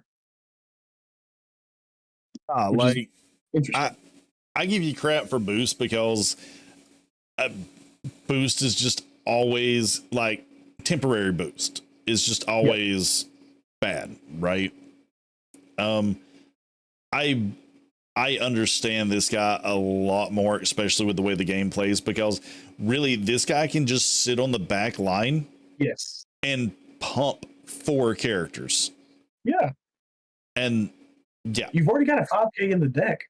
If they're trying to block with their 5K, well, too bad it's been an action point. He's a 6K with impact. Sorry, guy. But it's everybody that gets 1+1,000. And like you said, you don't have to have him on the front line, but there's points in the game. He's only 2 energy. There's points in the game where you put him on the front line. He's a 3K attacker. And unlike Gone, it literally says all of your front line characters receive 1,000 BP. He's got the 2,000 plus. He can be a 3,000 if he needs be. If you have a second one of him up there, what does he do? I'm playing a 0-drop that does the same. Does a 1 target thing for once, or for 1 shot. It can be a 4K often enough as well. He's just going to get. You could have a field, like a front line that's just this guy. There's an aggro version of this deck where he's you draw. Him. Yeah, you draw him. for him. Okay, yeah, my guys are 5K. Let's go. But this kind of his kind of boost. You can't do that without the untap thing, because it's a 1 action cost per.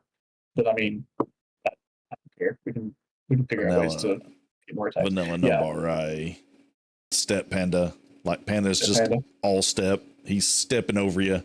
Those are your 0-drops. Those are your raid targets.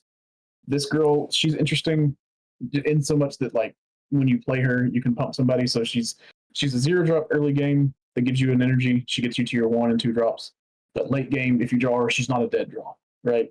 And that's another thing that I was trying to do with this deck is I didn't want my early game stuff to be dead draws, and there's not a dead draw in this deck. Well, we can debate about that. Yeah, if you have no hand and you draw that, yeah, that's rough. No, I think with what you're doing with this, and you have spend an AP, spend an AP. Was she spend an AP too? No, I thought there was one more. Yeah, that is the thing that I like about him is that you can domain expansion and get all of your AP spenders back. Like if you have for Inumaki on the front line, you're going to want to use domain expansion to be able to pump all 4 of them, right? Yeah, like like those games where they just decimate your front line and all you have is your back line, right? And you're like, well, I could have attacked, but I can't get through because they're all weak. But I have a Inumaki on the fields, or I have one of him and or 2 of him, and okay, I just move all of my weak energy producers up, spend the APs to boost them, and then I can domain expansion and then play stuff on the back line so I'm not as far behind as you would think that I am. Yeah. And something interesting about some play lines that I've seen recently is that there's a lot of people, a lot of really good players that we've gone against forget that if you don't have anything to block, they can move everything on their energy line up to finish you off. And this deck kind of, you look for those play lines instead. Like, and I've had plenty of games playing Purple Bleach where like they managed to remove everything I had. They spent all they had on their turn, couldn't, and they only have like 1 blocker. I moved my entire energy line up, and they're just it's a bunch of 1,500 and 2,000 attack characters, but I only need two of them to get through to win the game, and it turns out for positive. This deck kind of makes you look for those play lines, and that's another thing I'm excited about, especially with Panda having step. Like, there's 3 different guys that have step, right? You're going to be looking for the play elasticity, as I've heard people refer to it as, where like things just get. You're wanting the weird plays. The more stuff that your opponent's not expecting you to do, the more you're likely to get through on stuff. And you're already taxing your opponent's like playline thoughts by tapping everything they have under the stun down, right? So yeah, no, it's good stuff. So did they not have a 0-drop Gojo? No. There's also not a raid Gojo. Not until the second set of JJK. At least not in yellow. I know that there's one in blue. No, there's not a Gojo in blue, is there? No, I tried. No, there is. There is.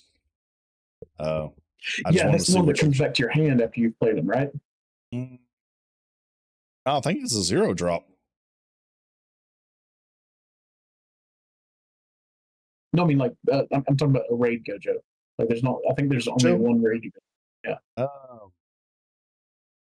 It's not a raid Gojo. Like that seems not right. If there's not one, I know there's not one yellow.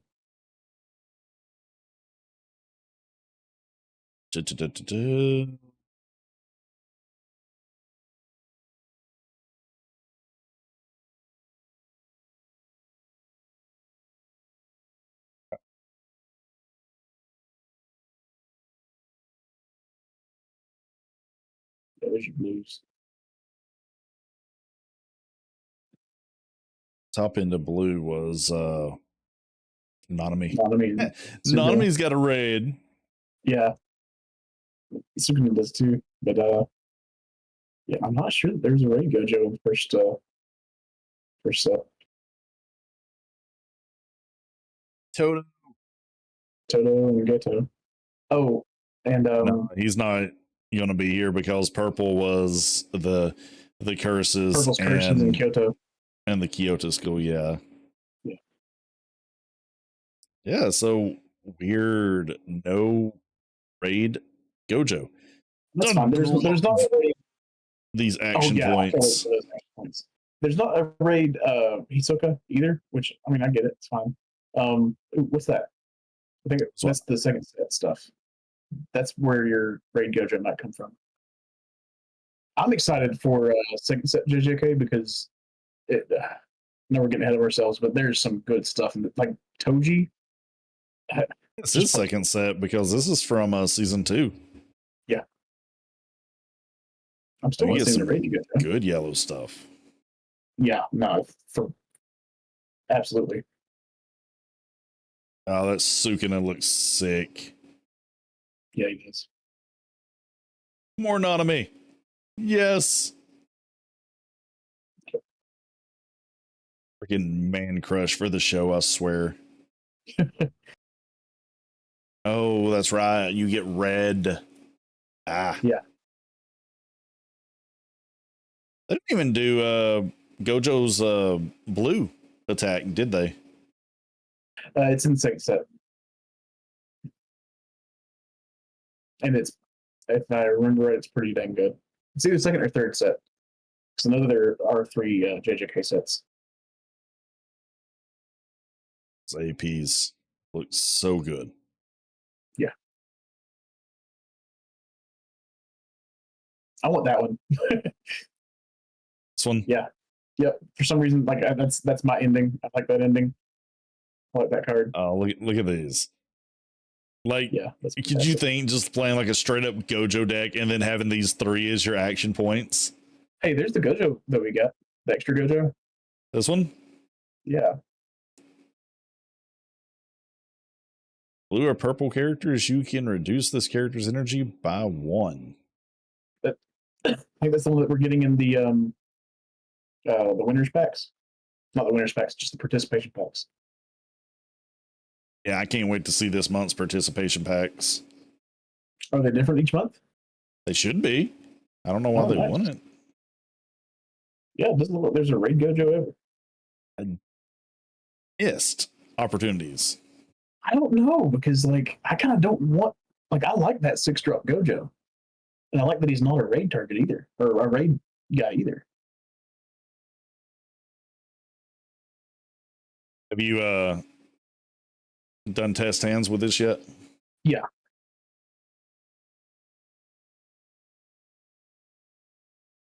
Man, we're having a rough time on those. I am not seeing a good hand yet. It plays 12 zeros and several ones. It not First too many zero. ones, but it gets a lot of 2s. We're not getting a lot of them.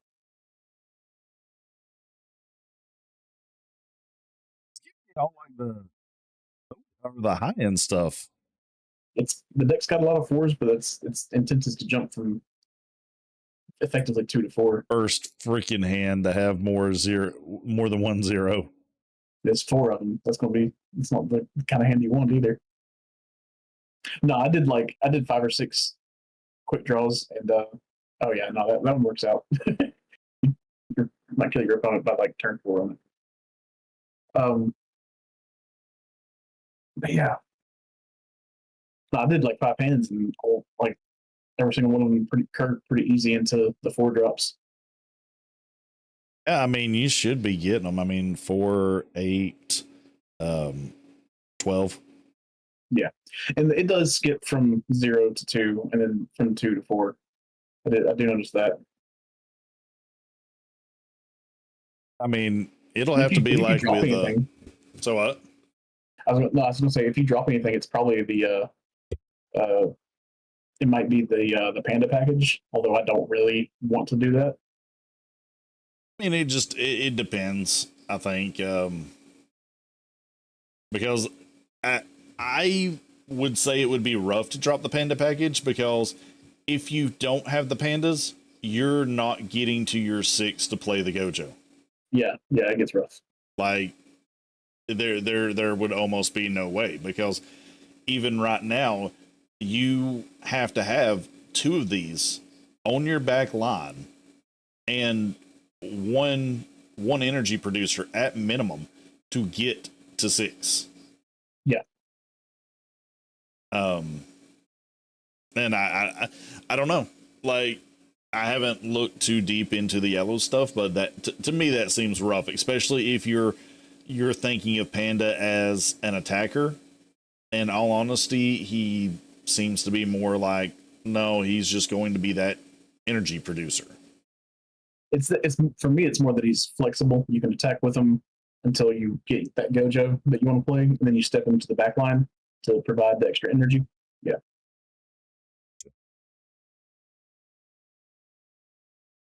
So we're going to move to the deck that I'm going with, and this is one reason why I'm most excited for the JJK set. Not just to play with Sukuna's fingers, but the fact that we're not on the same deck. Yeah. And that's the thing. I can also build a pretty good looking purple deck. I just don't think the purple deck's got enough to, like Hunter x Hunter. I don't know if we don't know early on if the purple deck's got enough pieces to make a full coherent deck. And it's even worse in JJK's first Japanese set because the curses and the Kyoto school are kind of at odds, but we'll see what happens. I still like the Toto stuff and all that from the purple set, but this is the deck that I'm going to focus on starting out because I like what Sukuna's doing. Like I feel it's super powerful. So we'll start at the bottom and go up. Malevolent Shrine is just absolutely sick. Play this field as active. Main rest, choose one Sukuna on your area. It gains all the following effects during the turn, depending on the number of Sukuna's fingers on your outside area. +2, damage 2, +3, snipe, +4, impact. Like, any one of those being added is just ridiculous. I think he's already got several abilities, so that's just adding on to what he's already got. I feel you're pretty set once you get to 3 fingers out, because once you can just force a attack, or force a block, you're just like targeting the things that make it worse for you. And you know, you should be able to double up. Like if you've got 2 shrines out, you should be able to double up on this stuff. Not that any of it matters, because you don't get damage 4, you don't get snipe 2, you don't get, well, actually you might get impact 2 because this is +1. Yeah, you do. So this would be the only one that would matter. We might have to look into what 2 instances of snipe do, because it looks, if I remember the way the wording looks, it would be 2 individual snipe triggers. So you might pick 2 different guys. But you only get 1 attack. Oh, that's true. That's true. It's not like, unless you have a Sukuna with double attack, a double attack. But I know you untap your Sukuna. Yeah. But you definitely can't double up on the damage 2. You could double up on snipe, but again, you only have the 1 attack. The impact is the only one that I think would matter if you had 2 shrines out. Yeah. Because of that +1. So it would almost be more effective to have 2 out, have snipe, which you know you're going to win because it's Sukuna, and just do 2 damage and kill something that's doing so much. But to get to these abilities, you need to use fingers. What's the fingers do? Which one was this? Get to the fingers in a minute. The Divergent Fist is just it's your typical special. Choose one of your opponent's frontline characters with a BP of 5,000 or less and return it to its owner's hand. If there is an Itadori Yuji in your area, retire it instead. Now, bounce traditionally bad in card games because it's like, well, they can just replay it and you're the one out of card, right? I feel bounce is a little more effective in this game, just because of the way raid works. When you raid something on top of it, you bounce the top rated card. The card under the rated card gets sent to the sideline. Yeah. So bouncing, lose a raid target. Yeah, bouncing not bad, but also only having those 3 actions, it messes with their tempo. So you're bouncing a card. They're having to replay it. It's coming in rested. They're pretty much taking that turn off when you're still able to attack. So bouncing, I think, like I said, I think is a lot more effective. But UG being on the field and just being able to kill it straight up and being able to do anything 5,000 or less, which is going to definitely be probably the standard of cards moving forward, like 5,000, 4,000, you know, right around that area. It's just going to be good. Yeah, there are some outliers in other future sets, but there's not a lot of them. Yeah.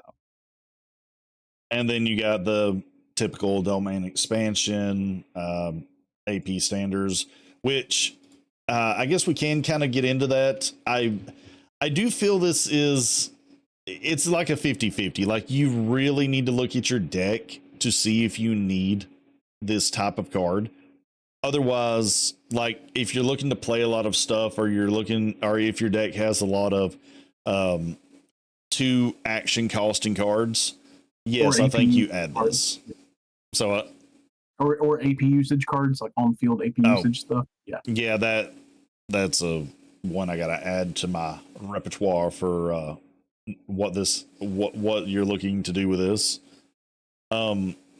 Otherwise, like, if it really doesn't have that, I feel it has been a dead draw a lot of times.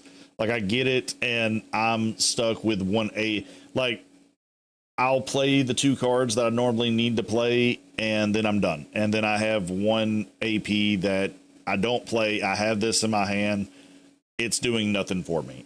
I would just much rather see more effective cards in a deck. And I mean, the final trigger, to me, the final trigger doesn't matter. It's a 1 of 50 cards to see, and it has to be in your life total to begin with. And I just don't think that's effective enough, because if you're down to your final life, more than likely you're cornered and you're going to lose, and 1 extra turn isn't going to effectively do anything for you. I can see that. And another thing that I've noticed is a lot of the times there's games that we're playing against people, and they're trying to account for you possibly having a final on that last card, and they're setting up their attacks to be able to get 2 attacks in if they need it. And I mean, that's fine and good. That also sometimes has let me kind of build up and come back a game or 2, because they were worried about hitting the final and not being able to finish me off if they've expended all their resources in that turn. Back, I mean, I don't get what people like. I don't get why final scares people so much. I guess you know, it's okay. So they get 1 more life. What is did you like? I think you should be more looking at, is my board state set up good enough that even if they have that final, I can still take them out next turn. You know, and if you're so far ahead, like, you gotta attack to win in this game. You can't just wait for them to draw out. So, and that's something that I want to do. Like, we've talked about doing a sport, like, well, not really maybe a spoiler. Whenever the full set comes out of each set, we'll go over stuff. And there's a card game theory that's called the quadrant theory, where you look at a card and fit several different lights, at least 4. But the most important ones are: is this card good when you're ahead? If so, okay, it fills a quadrant. Is this card good when you're at parity? If so, okay, that's an even better card than if you're ahead. Is this card good when you're behind? If it's good when you're behind, that's another tick. Yeah, that's another tick for it. Well, the thing is, there are cards that are good when you're behind, but are just dreadful if you're at parity or ahead, which doesn't make a whole lot of sense. I mean, they're not. I can't think of any off the top of my head. But I do know, I do remember reading a few that felt that way. And what you're looking for is you're looking to fill up as many of those quadrants as possible with a card to decide whether it's a good card or not. The stuff for the final is it's good if you're behind, definitely, because if you're hitting it on your last life point left, it can save you and give you that last turn you needed. But the question that you're asking yourself, it seems, is does this card help me when I'm ahead? Does this card help me Yeah. when I'm at parity?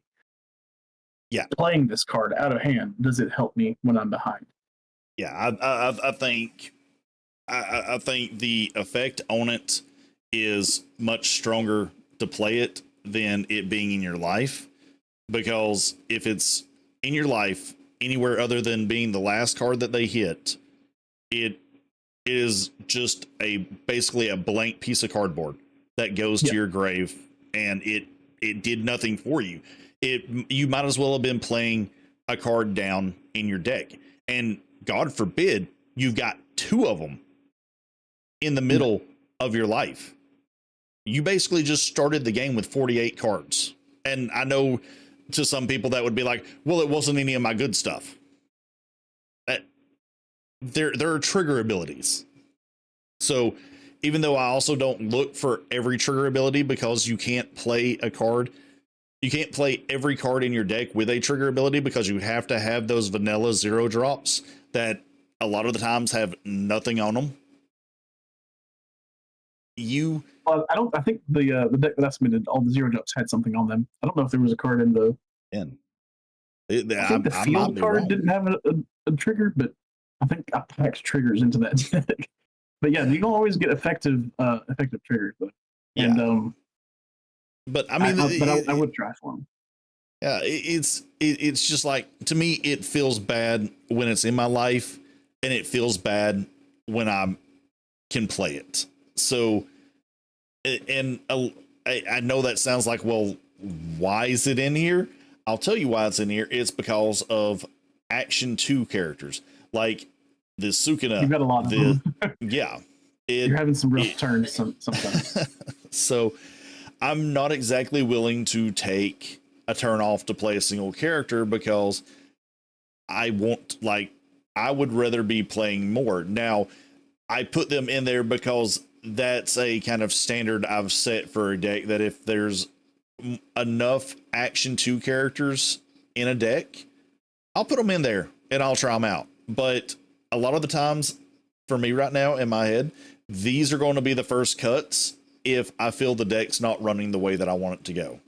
Because if these guys are just doing enough without having to play anything else, then yeah, I can go down and play better stuff. I can shore up my bottom end, or I can put something in the middle.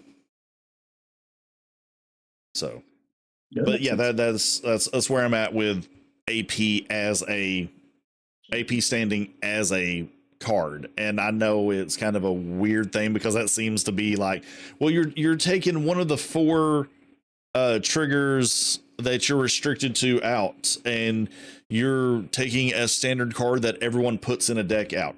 I get it, but that just because it's a standard doesn't mean that it's the right standard. But and even some people that I've been talking to in Discord, like it doesn't seem like I'm like bringing them around to my train of thought, but it's like they are definitely seeing a value in not having them. But then pretty much the premiere of why I want to play Sukuna's Fingers is Sukuna's Fingers. We'll see him Fang. Yeah. 1 in 1 action. Super low. Can't be good, right? It comes at a cost too. Yeah. Yeah. This card cannot be used unless you place 1 card from your life to the outside area or rest one of your active Itadori Yujis on your area. Draw 1 card. That's kind of rough.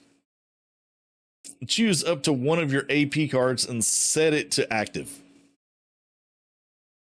I will say this is my concern about the deck.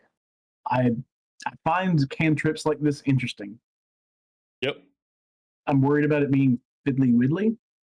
It makes up for that by standing an action point, but still, you're churning through for initially not a lot of game. I mean, yeah, that shrine's good, but that shrine's only good if you got Sukuna. and how many UGs are you playing to be able to tap down?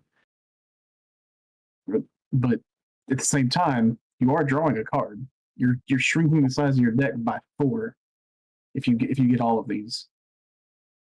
Yep. There's merit there. It's just it is more or less just a free play. Yeah. And I know you can't go into do you your life feel with comfortable this. losing life? Do you feel comfortable losing life to turn this? If it gets me to the point to where the board state is more in my favor than less, then yes. I think you spend a life to dig yourself out of a bad starting hand. I think you spend a life to set up a Sukuna that's going to wreck face. Yeah. I think you try to avoid spending life in all of those situations. This is what you're doing too, is you're churning through your life as well, because there might be a Sukuna's finger in your life. Well, that's the thing. It says outside area. Is that not removal zone? I'm pretty sure that's exile. No. So this is using a direct Japanese translation, and this is where some people like that. This is one of the things that I was kind of, worried about, because outside area makes you think that, oh, this is the removal area. No, this is actually just your trash pile, your graveyard.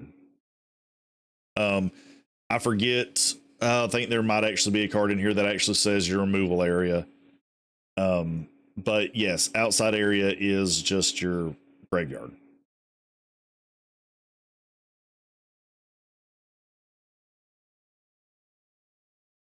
Because I think, does Nanami say it?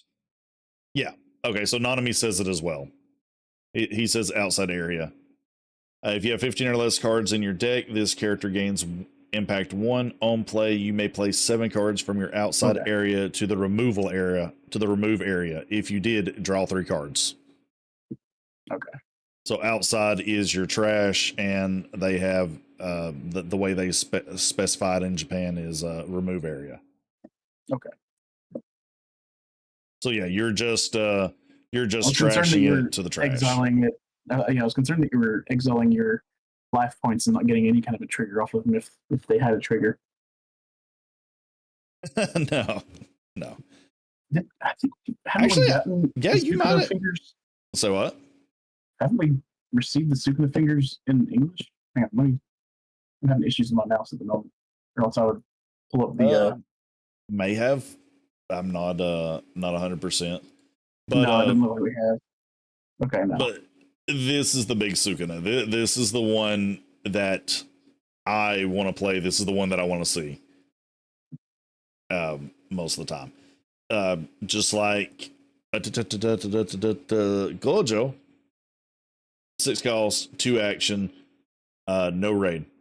He's no raid, yeah. Impact 1. On play, when in front line, your opponent returns one of their frontline characters to its owner's hand. If you have 2 to 3 Sukuna's fingers in your outside area, return 2 instead.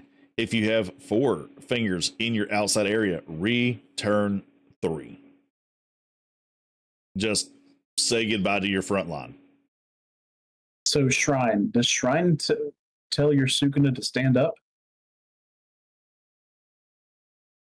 Does not. And I did not mean to add an extra one. Shrine just comes in active. Choose 1 Sukuna on your area. It gains all of the following effects this turn, depending on the number of Sukuna's fingers on your... Oh, I'm a freaking idiot too. Like, you don't even have to have 2 shrines to give. If you have 4 fingers, you play that Sukuna, you're bouncing 3 characters and giving him damage to Sniper and Impact 2. Yeah. More shrines make up for less fingers, which sounds weird, but I don't have enough fingers, but I got enough shrines. So, I mean, Sukuna just freaking sick, man. Like, just sick. Like, even just having 2 fingers. No. You got to impact 1 and a bounce. Or No, Like, okay, I you think ain't gotta I'm have assuming any you do. fingers. No, You got an impact 1 and a bounce. You got 2 fingers. You've got an impact 1 and a bounce bounce 2. too. And 4 fingers, impact 1, bounce 3. And that's without Yeah. the shrine. There are games where you have 2 shrines on the board. You have 4 fingers in the grave. The opponent loses even if they had like 7 lives left. Pretty much. It's a really sick card, and honestly, if I thought he would be effective at 4, I would have him at 4, but he's not. I don't think he's one that you double up on a lot, and he's more effective with more fingers, but I don't think you want to see him as often as you want to see him, if that makes sense. Because he's a game finisher. Like, Yeah, like you want to drop him when you're trying to close the game out. And in that case, I mean, it wouldn't. Another Magic reference. He's like Siege Rhino. Then oh yeah, you drop one, your opponent's like, shit. Okay, I'm gonna try to recover. They recover on their turn. You comes to your turn. It's another Siege Rhino. It's another Sukuna. Bounce all 3 of your guys back up. I'm attacking with that Sukuna that's got double damage and impact twice. What's up? Oh, God, I stabilized. Okay, God, I'm almost dead. But I didn't die that turn. I killed one of those Sukuna, so you can't attack with both of them. I want to figure something out. I mean, I've got 3 Sukuna. I mean, could you imagine late game your opponent has 4 of his characters and he's raided 3 of them, and you just bounced all 3 of his raided characters and got rid of his raid material? Oh yeah, if I'm playing Trollo, I'm probably throwing the table at you. the second time Sukuna drops, if I I had 2-3 Trollo on the board. Oh, just be happy I couldn't find room for the 5-drop Itadori that bounces 1 every time, but I just didn't feel like I felt, or no, he's a 4-drop Itadori, my bad. I felt my boy Nanami was just way more effective in this type of deck. Yeah. But you have the raid Sukuna, raid on Itadori, of course. On play, choose one of your opponent's frontline characters and rest it. Next time it would set to active, it doesn't. Look at the top 5 cards of your deck, reveal 1 Sukuna's Fingers or Malevolent Shrine, and add it to your hand. Place the remaining at the bottom of your deck. Like, dude, you tell me that's not just ridiculous. Raid, ready character. Choose an opponent's frontline character, and you get to give them the Toshiro treatment. And then you're digging 5 for 2 things you want. You just pick one, but either way. And the only thing I don't like about this Sukuna, and it's something that I thought of when I was trying to build this deck myself, because I thought about submitting a version of this too. Hey, wait. What do you mean you pick one? Are you talking about the fingers or the shrine? Yeah. Yeah. Okay, yeah. But I mean, you're still looking for 2 things that you're wanting to get. Yeah. It's a broad stroke of looking for something, and you're looking 5 deep. That's pretty deep in your deck by whatever point you're getting to play this guy. But I wish that he had. I like my raid characters to have either impact or damage 2 or snipe, some effect that lets me get them through or pressure to make somebody block every time. But he is looking for shrine. I worry though, if you don't have your fingers out, so shrine's not so effective. I mean, that's the thing. You have, I would say, so 4 fingers, right? Yeah. 4 fingers, and I'm looking for all 4 of them in a deck of 50 minus the 7 that you draw to start out with, and the 7 that end up in your life total, correct? So that's minus 14 being 36. All right. Just mythical math here. Say none of those fingers wound up either in your hand or within the life total, correct? So that means that's 4 of 36 being 32 that are not what you're looking for. And then if you add, just say, one shrine in there, that's 31 of what you're looking for, correct? Yeah. So you do need an Itadori to raid, which I have 2. 8, if we're being real. On I think our preliminary math for raid targets is you wanted, like, for a 4 to 5 drop raid target or raid guy, you wanted 7 targets. So you're doing 8. You're covering your raid target minimum. So you're good on that front. And I mean, we've not even gotten into it, and this is the only raid character in the deck.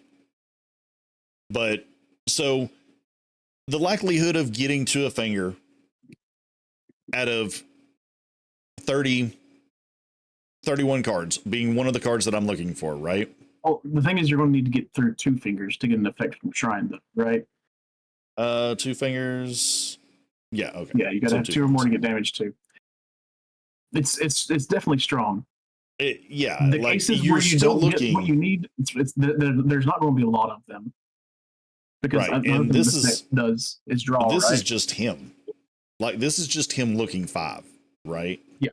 So this is just off of, like, if this was the only character, I'm getting one of 2 things that I need. If I need a finger to fuel him, and I already have a shrine out, then I just find a finger and I can just instantly play it. If I'm looking for a shrine, I can get a shrine and instantly play it. So I think he's good. very good. But this is why I chose this Nanami over another Itadori.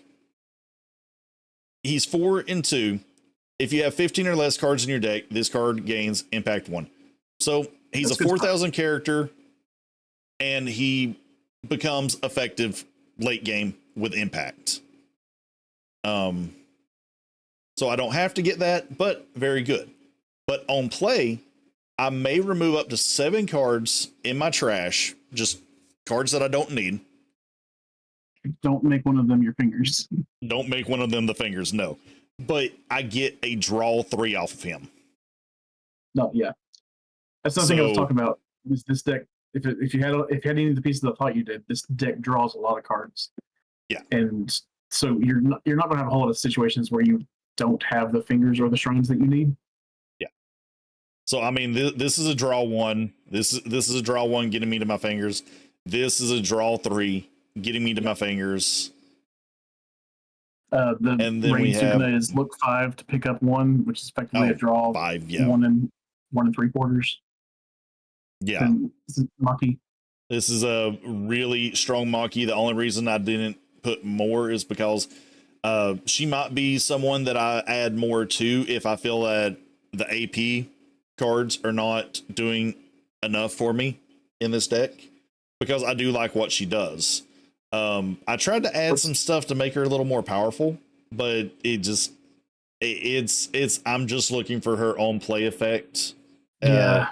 In I don't reality, know that you want to make her 3K. 3K is not that strong. It's not. It's not effective enough. So on play, look at 2 cards in your deck, add 1 card among them to your hand, place the rest to the outside area. So regardless of what I'm doing, if I've got a Sukuna's finger in another card, I take the other card, put Sukuna's finger in my trash. Yeah, no, that's exactly what you did. So yeah, if it was more than that, more than her just being a body and an energy producer and doing that, I probably would have more of her. But I don't. Tell me what Gojo does, because there's a chance that you'd rather have her than Gojo. Just energy producer. Oh, so he gets big for your Sukuna and stuff. I have to get to this Sukuna, and if you look at, I was giving you shit about having Panda and just 2 kind of energies and stuff. I have worse. Yeah, this is bad. Well, it's not bad. It's risky. Yeah, that's why another reason why I don't have 4 of this Sukuna. Where are the 2? As good as it is, this is probably going to be my game finisher more than often, because this one is just going to be turned on by Shrine more than I get this one out. Yeah. And then we I don't know have that you got good double energy options as blue though. yeah, that's the other thing too. Yeah. So you got this Itadori as well, the 2/1 drop, which is pretty, a 3K for 2, pretty good. No, that's he's got hands. Look at the top 5 cards of your deck. Reveal up to 1 Sukina's Finger and add it to your hand. Place the remaining card at the bottom of your deck in any order. If you add a card from your hand this way, place 1 card from your hand at the bottom of your deck. Oh, I got a Sukina's Finger? Okay, trash. I don't know if that interaction works. I think you actually have to do something other than the one that you put in your hand, but... Oh no, it says the bottom of your deck, so you actually don't get to count that in your... I thought it said trash. Never mind. Yeah, bottom of your... No, I'm not doing that then. But, again, it is more... It's still good. I just hope that you have something in your hand that you want to go to the bottom of your deck. I mean, it's another the whole idea is go through the deck, look for Sukina's Fingers. Yeah. And effectively, Maki does this, Itadori does this, Sukina himself does it. He's not bad at it, but he can like the Nanami is just effectively refilling your hand to play more stuff too. Yeah. This is just the bounce a character. She's just there for that. Then you've got the 0 Nanami. Then you got the Nobara, the draw 1, place 1 from your hand to your outside area. So yeah. I like the interaction of your bounce guy with your 0 filter. Yeah. That's something we do in Purple Hunter. It works pretty well. Yeah, like this, like the bounce. She's bouncing herself. Yeah, that interaction is just one that I think is just a staple in this game. If you can do it, yeah. Yeah. There's several colors that don't actually get access to the bounce or the filter draw 0 drop. One thing that I really like about this deck is like it's just like 0 0 0 0 1 2 2 2 4 5 6. Like it just jumps. Yeah. And everything else is just relatively low. But yeah, I like it. I like the build of it. Again, the AP standards are the only thing that really bothered me about it. But I think finding the fingers is going to be a lot easier. Like, trust me, that is my biggest fear right now is like, oh God, I'm not going to find the fingers, or oh God, I'm going to get 4 copies of Shrine and all my fingers are going to be in my life. Yeah. And it's just going to scare and the your opponent's looking at you not me. attacking, so you're like, well, I can't get these things in my graveyard either. No. But I mean, you're suspicious. Yeah. But it does pretty good. Like some of the test hands that I get, you know, they don't look horrible. They get me to where I want to be. Like Itadori, Raid, 2 Nabarais, Gojos. The Gojos, yeah. Finger, Itadori, Gojo, no 0, trash hand. But yeah, I mean that might be something that I do too. Like I might just sure up my my lower end. But in any case, yeah, that's oh wow, that's all the decks. Oh, I like both of them. I like what JJK is going to bring to the game, and I again, I like that this game, it isn't just like, oh well, this set's going to bring this, which is going to make this color or this deck better. It's just like, no, it just brings more variety to the game. It might possibly even bring more people to the game, because I mean, JJK just had a amazing second season, and Yeah. I really feel like I feel this is a good move for the next set to come out, because it's just like, it's still on people's minds. JJK is a very hot anime right now, and I think people might be like, oh, I can play JJK, or I can just collect all the Gojo characters and like drool over every bit of his beautiful blue eyes. Yeah, it's again, it's hitting the iron while it's hot. Like, Yeah. hit Or hit the- I can look at Daddy Nanami and Yeah. just dream that he grabs my hair. mm. Eh, I wish that deck was better. Like, I really do, but I'm way too conservative with my cards to want to just be throwing stuff to the grave as often as he wants it there. yeah. I don't know. I think the version I was trying to mess with, I did go pretty deep on the Nanami build. I think I went deeper on Nanami than I did on Sukunen. That what I was trying to build. That's a fun thing though, is that blue looks like it's one of those flexible colors in JJK. Yeah. If that's the way it comes out. Again, we do need to state the writer that neither Bleach nor Hunter x Hunter came to us in the state of the first Bleach or Hunter x Hunter sets in Japan, right? So we're not sure what our stuff's going to look like. I think the Gojo, or one of the Gojos that we got, the blue Gojo that we got, is different from the blue Gojo that was, or is it? It is one that came in the second set of JJK, if I remember. It's one of the blue Gojos that's in the promotional material.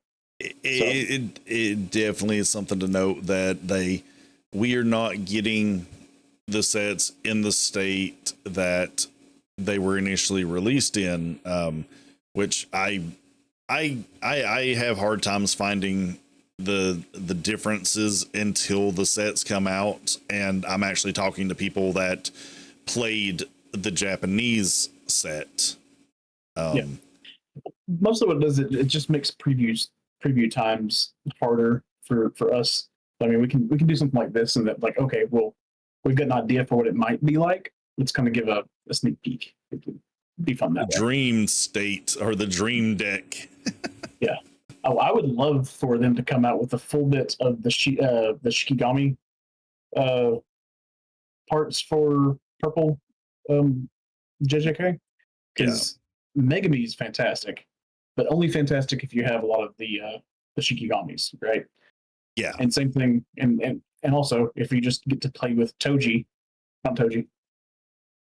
Yeah, Toji Fushiguro.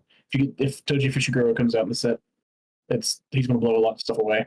He comes down way too hard. I would love for him to come out and just be an absolute counter to Gojo. That's the thing. I don't think the yellow Gojo deck cares about that version of him, because you slow him down, and that's the intention with that deck. I want it to come out and in his top end card say that, negate any Satoru Gojo effect, or cannot be targeted by any Satoru Gojo. Oh, was that one that happened? They've got? No, I'm just saying I would love to see that, because in the show, Fushigori is the counter to Gojo, where Gojo has like all this potential, or what's it called? Gojo's not even potential. He's just raw ability from the get-go. Yeah, well, it's like he's born with this god or something inside of him, and this cursed energy potential that he has, and Fushiguro has zero. Like, he is literally just a person who is super strong. He's not even a person. He's just spite. That's all. That's what he is. But he's just concentrated spite. and it's like um he kills Gojo, I think 2 times, or no, it might just be the one time, and that's It's when just one. Gojo like is like, oh, I can just rebuild my brain because reasons. That's one of my favorite parts in any anime so far, because, and I mean, Toji even kind of touches on. He's like, "Is this guy high? What the hell?" No, Oh like yeah. that's a subtle nod that Gege did. That Gojo did die. There's a chemical that is released in your brain when you die called MDMA, and it's completely breaks down your perception of space and time. And that's basically the situation that Gojo was experiencing. Is he was way too far out there, spent enough time out there that he figured out how all of that stuff, all of cursed energy works, and came back and was like, all right, purple. Like, I've seen Yeah. heaven, earth, and hell all at the same time. I've broken it down into little bitty bite-sized cubits. The answer is purple. But yeah, I'd love to see it, but I was actually going through it just there, and I didn't see any Fushigori card. So No, and he's not. It doesn't look like he, unless they give us something from the second or third JJK set. It does not look like he is in this first one, and that's probably for the best, because he's probably going to be one that chases come the second set that comes out. you only get like 2 real instances that he gets a good fight, and that's the fight with Gojo and the fight against his son.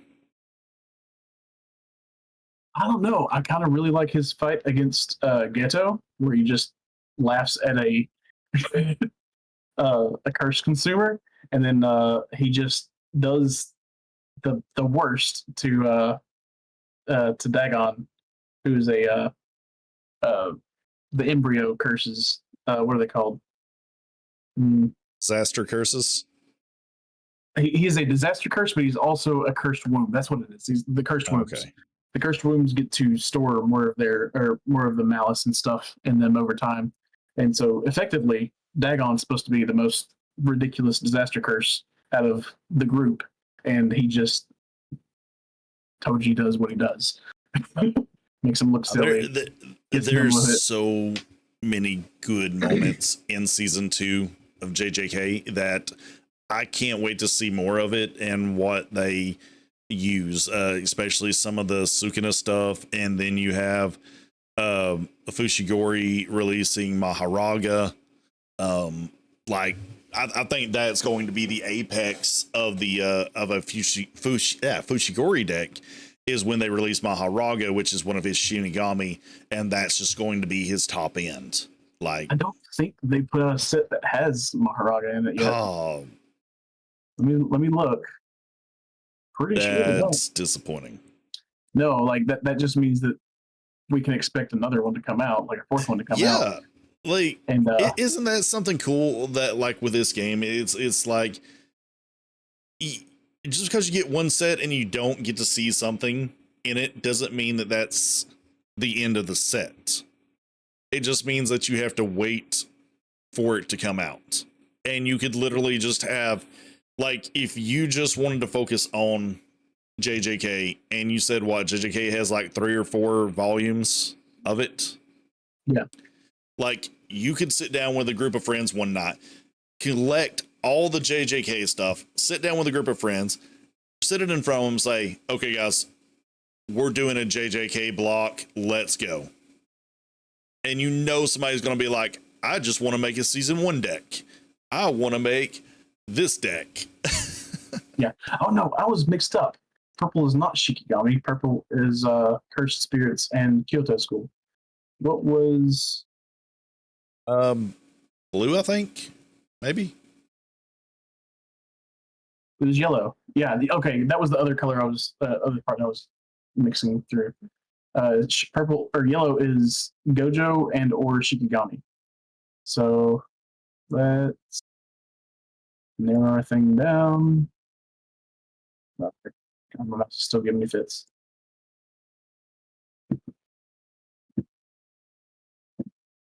No, I don't see. I don't see Maharaga. The strongest Shinigami out so far is Max Elephant. Ooh.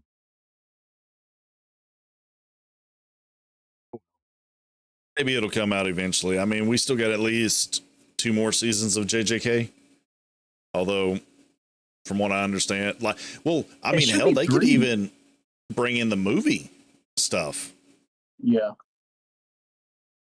So, Yeah, they could do some of them in movies. I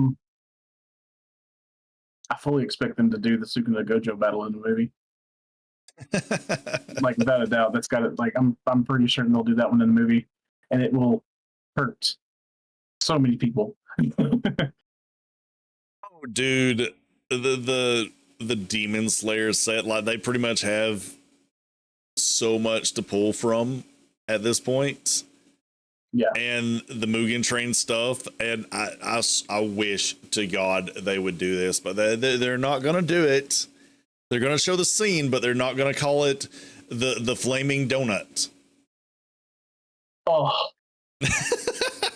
Oh. Oh, hurt Mr. Lowell. Why? The dude was in like an hour of content.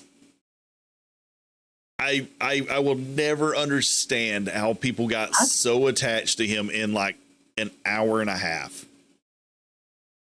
Have they done more than one set for Demon Slayer? I'm not sure about that.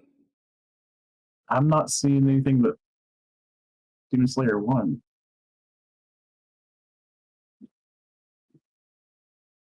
Yeah, no, it looks like it's just one set. So they're fitting all of it into one. That's okay. That'll be easier for the Raylanator to get it. Yeah. There's a lot of good stuff in here though. Yeah, I've got to look deeper into that set. It might be one of the ones that I pick up, but I'm. Oh no, there is a second set. And the third. Tell you, I love One Punch Man, but I'm also kind of not excited to get it. Like I'm not I haven't even looked up any of the Japanese cards for it. And like it's an interesting anime, and I'm gonna be really excited when season 3 comes out, but I just don't think I care about the set. I'll have to actually look and see what's in it to see if there's anything that I want to play. I'm not really gravitating towards One Punch Man either. I am really excited about Kaiju number 8 though. Oh yeah, that's gonna be a good killer anime. Yeah, a lot of that set looks goofy and wild, but also looks like it's gonna be good. Kind of hoping that when Full Metal Alchemist comes out, I can convince the wife to learn to play. I know that I saw them preview Full Metal Alchemist as a set, but I don't even see it in Japanese. So that makes me think they were going to drop or release Full Metal simultaneously, English and Japanese. And something happened with distribution. It's possible. That would be cool though. That would be a good surprise of, hey, we don't have a preview in all of these cards. Let's get the set and see what happens. Oh yeah, like if it's an English only set, that would just be freaking sick. I'm talking about like a simultaneous release, English and Japanese. Oh, that? Yeah, like so that nobody knows what's in the set at all. Yeah, like I mean, it's definitely coming. Granted, this is the actual site, and they haven't even kind of updated it, even though it's been announced. But yeah, like Full Metal is the only one that doesn't have a date right now, which is really weird, if you ask me. Yeah. So I'm definitely going I'm wondering if it's going to be a simultaneous release. That would be really cool. I don't know what, like, I couldn't even begin to fathom about the way they're going to design the set, but I'm a big Colonel Mustang fan, so. Stain. Oh, Yeah. dude, you know you're gonna have like an Ed and Alphonse deck. You know you're gonna have a Mustang deck. You're going to have a homunculus deck. They normally do the 3 colors, so I don't. Blue and purple tend to seem to be the most common colors that they do each set, and then the third color is kind of up in the air, whether it's red seems to be what comes in volume 2, so it looks like possible for a color maybe specific to them. Yeah. We'll see how it goes though. Yeah, I want to drop Mustang and just be like, snap your guy. Oh man, they got to get the good PNG where he's just snapping the shit out of envy or God, even lust. I wonder if they're going to cross the animation, the storylines, animate or stuff. Oh my god, because he goes about it differently in each one, and it's so good both ways. So, what do they do about Nina or Nina, the one that gets crossed with her dog? I'm about to turn this stream off.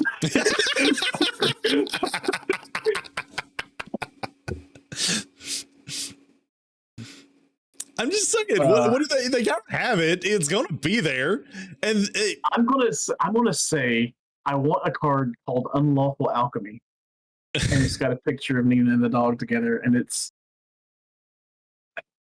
Dude, there's so many good scenes to pick from. Like, you can't tell me there's not going to be called a card A Bad Day for Rain that's got Mustang just crying at Maze's funeral. I want a card that's just the phone booth.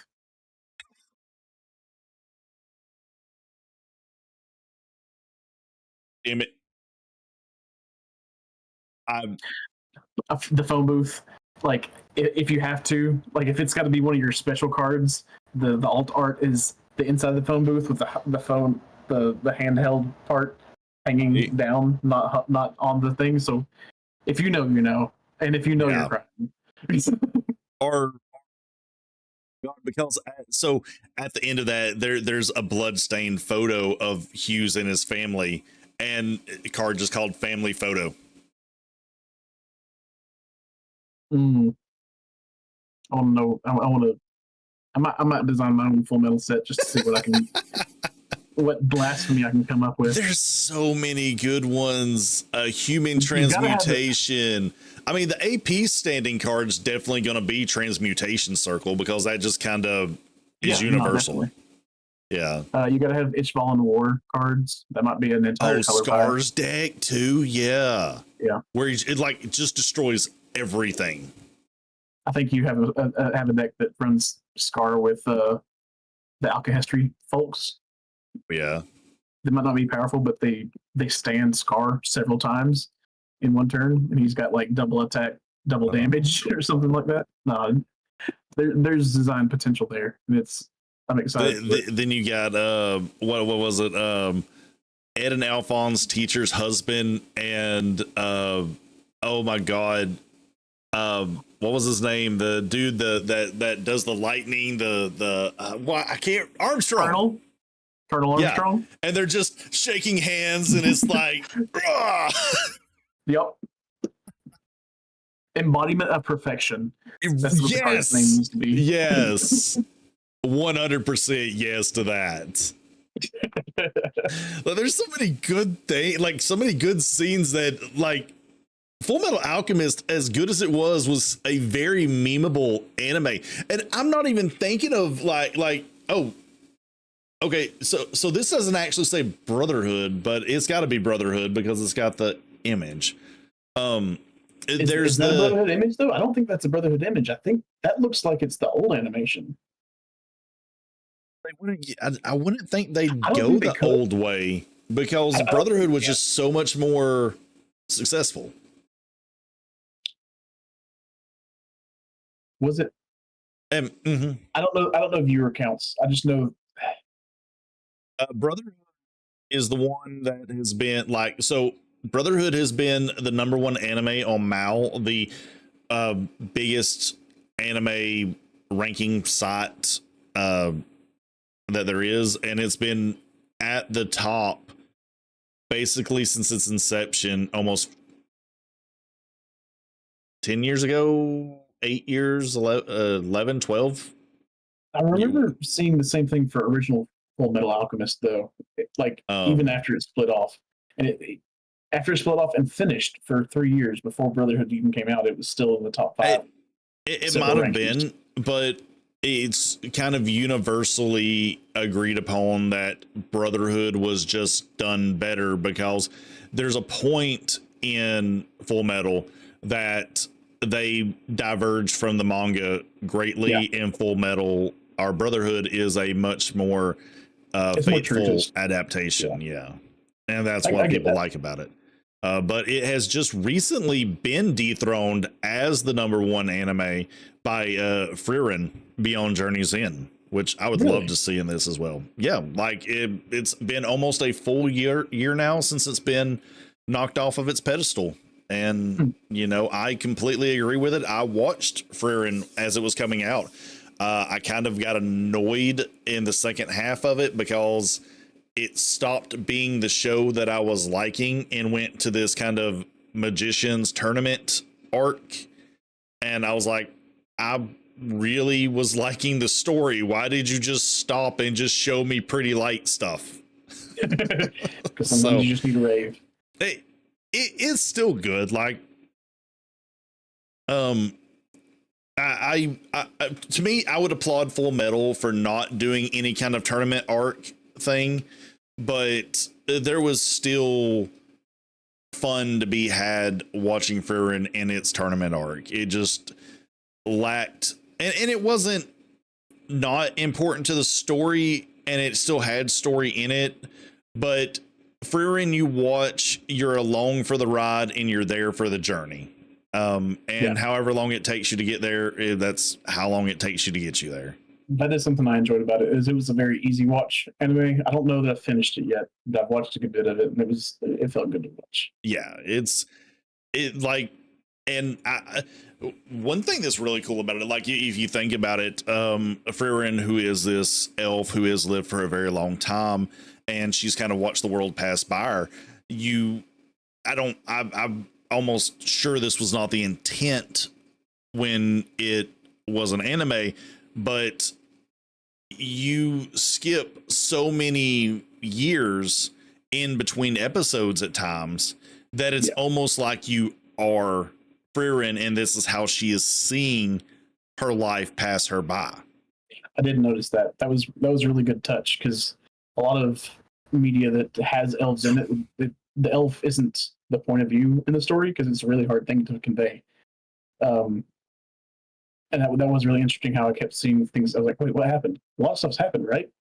Well, yeah, a lot of stuff happened, but like, if you're watching this through her lens, which you kind of are, that's kind of just how she goes through life. Is people get really old really fast compared to her, and it was a really, there's a lot of depth to it. I like when anime's got depth to it, but also a good like shallow story at the same time. Yeah, one reason why I like JJK like I do. Like, there's a great shallow story, but good God, is there some depth to it? Like, if you want to dig, you can dig in anything and find something that you're gonna like. I think the trick is that it's when you watch something and more people like it than not, and they're seeing these themes, and it's not just being spoon fed to you, but it is also obvious enough for you to pick up on. And it makes you want to look deeper into these shows, into these characters, and find the author's kind of inspiration, and if they've done any more with them, like written any character guides and stuff like that. But oh, hang on. Not really a tangent, but going back to Full Metal Alchemist set, gotta have a is it Hohenheim? Gotta have a Hohenheim. Oh yeah, their Gotta dad. have 2 Hohenheims. Yeah. Uh, oh, definitely You can- gotta have the God's He's- Gate thing or the Alchemist Gates. Yeah, Oh, Hohenheim's man. the top end of the homunculus deck, and the gate is. I'd like to It's see got to be a colorless. sight card. Got to be Yeah. a sight card. Yeah, that's gotta Yeah. be. It's like what was it called? It was a Gate of Knowledge or something like that. I think Gate of Truth. Gate of Truth. That's what it was. Yeah. Yeah. I couldn't imagine what the effect would be, but you got to be something good. Like you've got to sacrifice something to it to get good effects. Brainstorming here. Weird, like weird top-down design. You play with your deck upside down. You see the cards that you're about to draw. You can look as many deep as you want to at any point in time. But you sacrifice your energy line to cast it. It goes onto your energy line. Yeah, it probably. I would like for it to be worth 3 energy or something like that. But yeah, there's some design space there. It's got to have a big restriction, but it's got to also be powerful as heck. You know. Not even getting into like what would raids look like, because I mean, can you raid any homunculus on top of another homunculus, or Not anyone, but you've got some raid versions for both Envy and Gluttony. Yeah, you can have regular Envy, and then you raid the giant there's dog monster. so there's 2 versions of Greed, because they should be going with the Brotherhood version, which had Ling was a new character in there who gets possessed by or he gets turned into a homunculus, but he's like a new version. He's the new version of Greed, so he could definitely count as a Greed, like stuff like that. Then you have the little girl and her little panda thing, who become Scar's companions for whatever reason that made sense. Yeah, like there's the raid stuff that would be really interesting. Like I'm definitely interested in the set. If Full Metal is the set that releases alongside One Punch Man, I'm definitely snubbing One Punch Man for Full Metal. Yeah. I think it's just like, I don't care. Like, it probably will not be a strong set if I have to really guess, but I think it will still be fun to play. Oh yeah, I absolutely. think that's it. Somehow we wound up with another 3-hour fucking episode. We kind of snubbed the possibility of 2 other things: a purple deck list and a tips and tricks. That's something I was going to suggest. We need to do a tips and tricks. Having trouble with finding anything really super crazy to do with this game. Yeah. Like it's like, so this was the one thing in Magic that I loved, is being able to mix things, mix colors, and you could make a lesser effect more powerful if you played it with this and stuff like that. I mean, like, for the last 2 weeks, I've been trying to figure out how to make a multicolored deck, and the fact is, it not really isn't there. It's the, what makes Magic so much easier to do that with is you don't have this restriction on 4 cards in your energy line, and that's what's keeping it from if I could have more than that, like these characters that also count as energy on the front line as well. They need to be strong enough to be up there on the front line, though.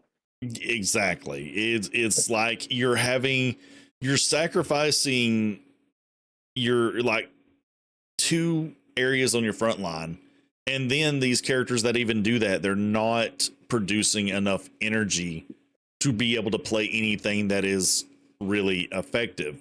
And people that are just playing single colors and have more of a focus, just make it work. And then on top of that, your draw is really bad too. Yeah, especially opening hands are just going to be dreadful. I might try it again. I tried it too. I might try it again when Code Geass set comes out, because there's a couple of cards in Code Geass that provide 3 energy. One of them being Lelouch's sister. What's her name? I can't remember. It's whoever. The deck that I really want to play using not Excalibur. My God, I'm gonna look it up real quick. Yeah, like Lelouch is the one anime that I have zero idea of what's in it, because spoilers, I wasn't a big fan of Code Geass. It didn't touch me in the way that I like animes to touch me. Ew. That's who it is. Lancelot, that's what it is. The pilot of Lancelot, who is Suzaku. Okay, yeah. So he likes to hang out with this chick named, not Nunley. That's Lelouch's little sister that he hangs out with. Here she is. Euphemia Britannia. So yeah, and she provides 3 energy in green, and I think there's a purple guy that provides 3 energy. So we could give it another shot come that time. But it's going to be difficult until more stuff comes out.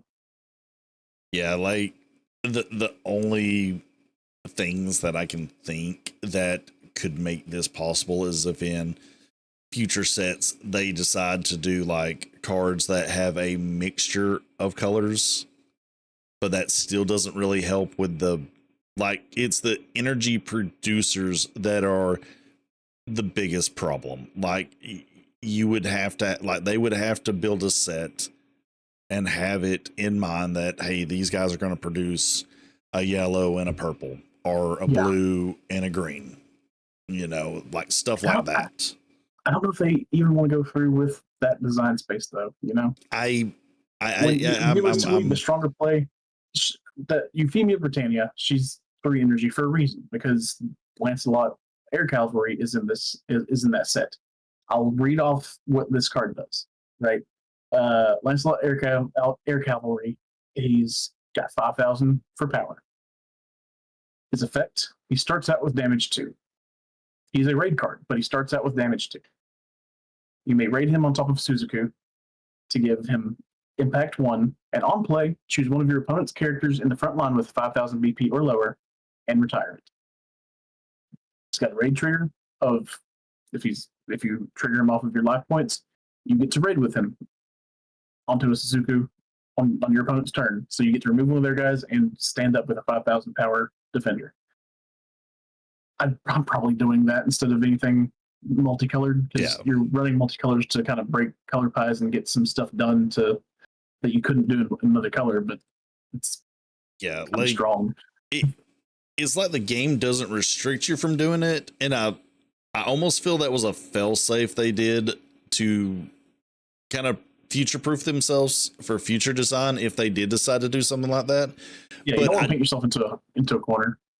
Yeah, I don't think that's what they want the decks or the sets to do. I think they are specifically building, purple to do what it does, blue to do what it does, green to do what it does, and they're not saying that you can't mix them, but they're also not giving you making it designable, or designing it in a way that you can actually do it. They're not supporting it yet. It might be a future support thing, but right now they're not supporting it. Yeah, it's very, very difficult to do. Like, can you do it? Yeah, but you're literally making a deck of 50 cards that are just 0 to 1 costing at best. You draw the wrong half of your deck, you're still kind of screwed. Yeah. Like Like there's no way that you're playing Rushdown with 1,000 to 15,000 characters and No. getting anywhere with that. You might be able to get some early hits in, but mid game, once your opponent gets stuff online, you're just getting blocked. They're attacking, and you're chump blocking, and you're doing nothing. Yeah, that's just where I see it at, because there's not enough things to kill characters. There's not enough things to bounce characters. Like, yeah, it just turns into a bad time for the low end, for if you're playing a low end deck like that.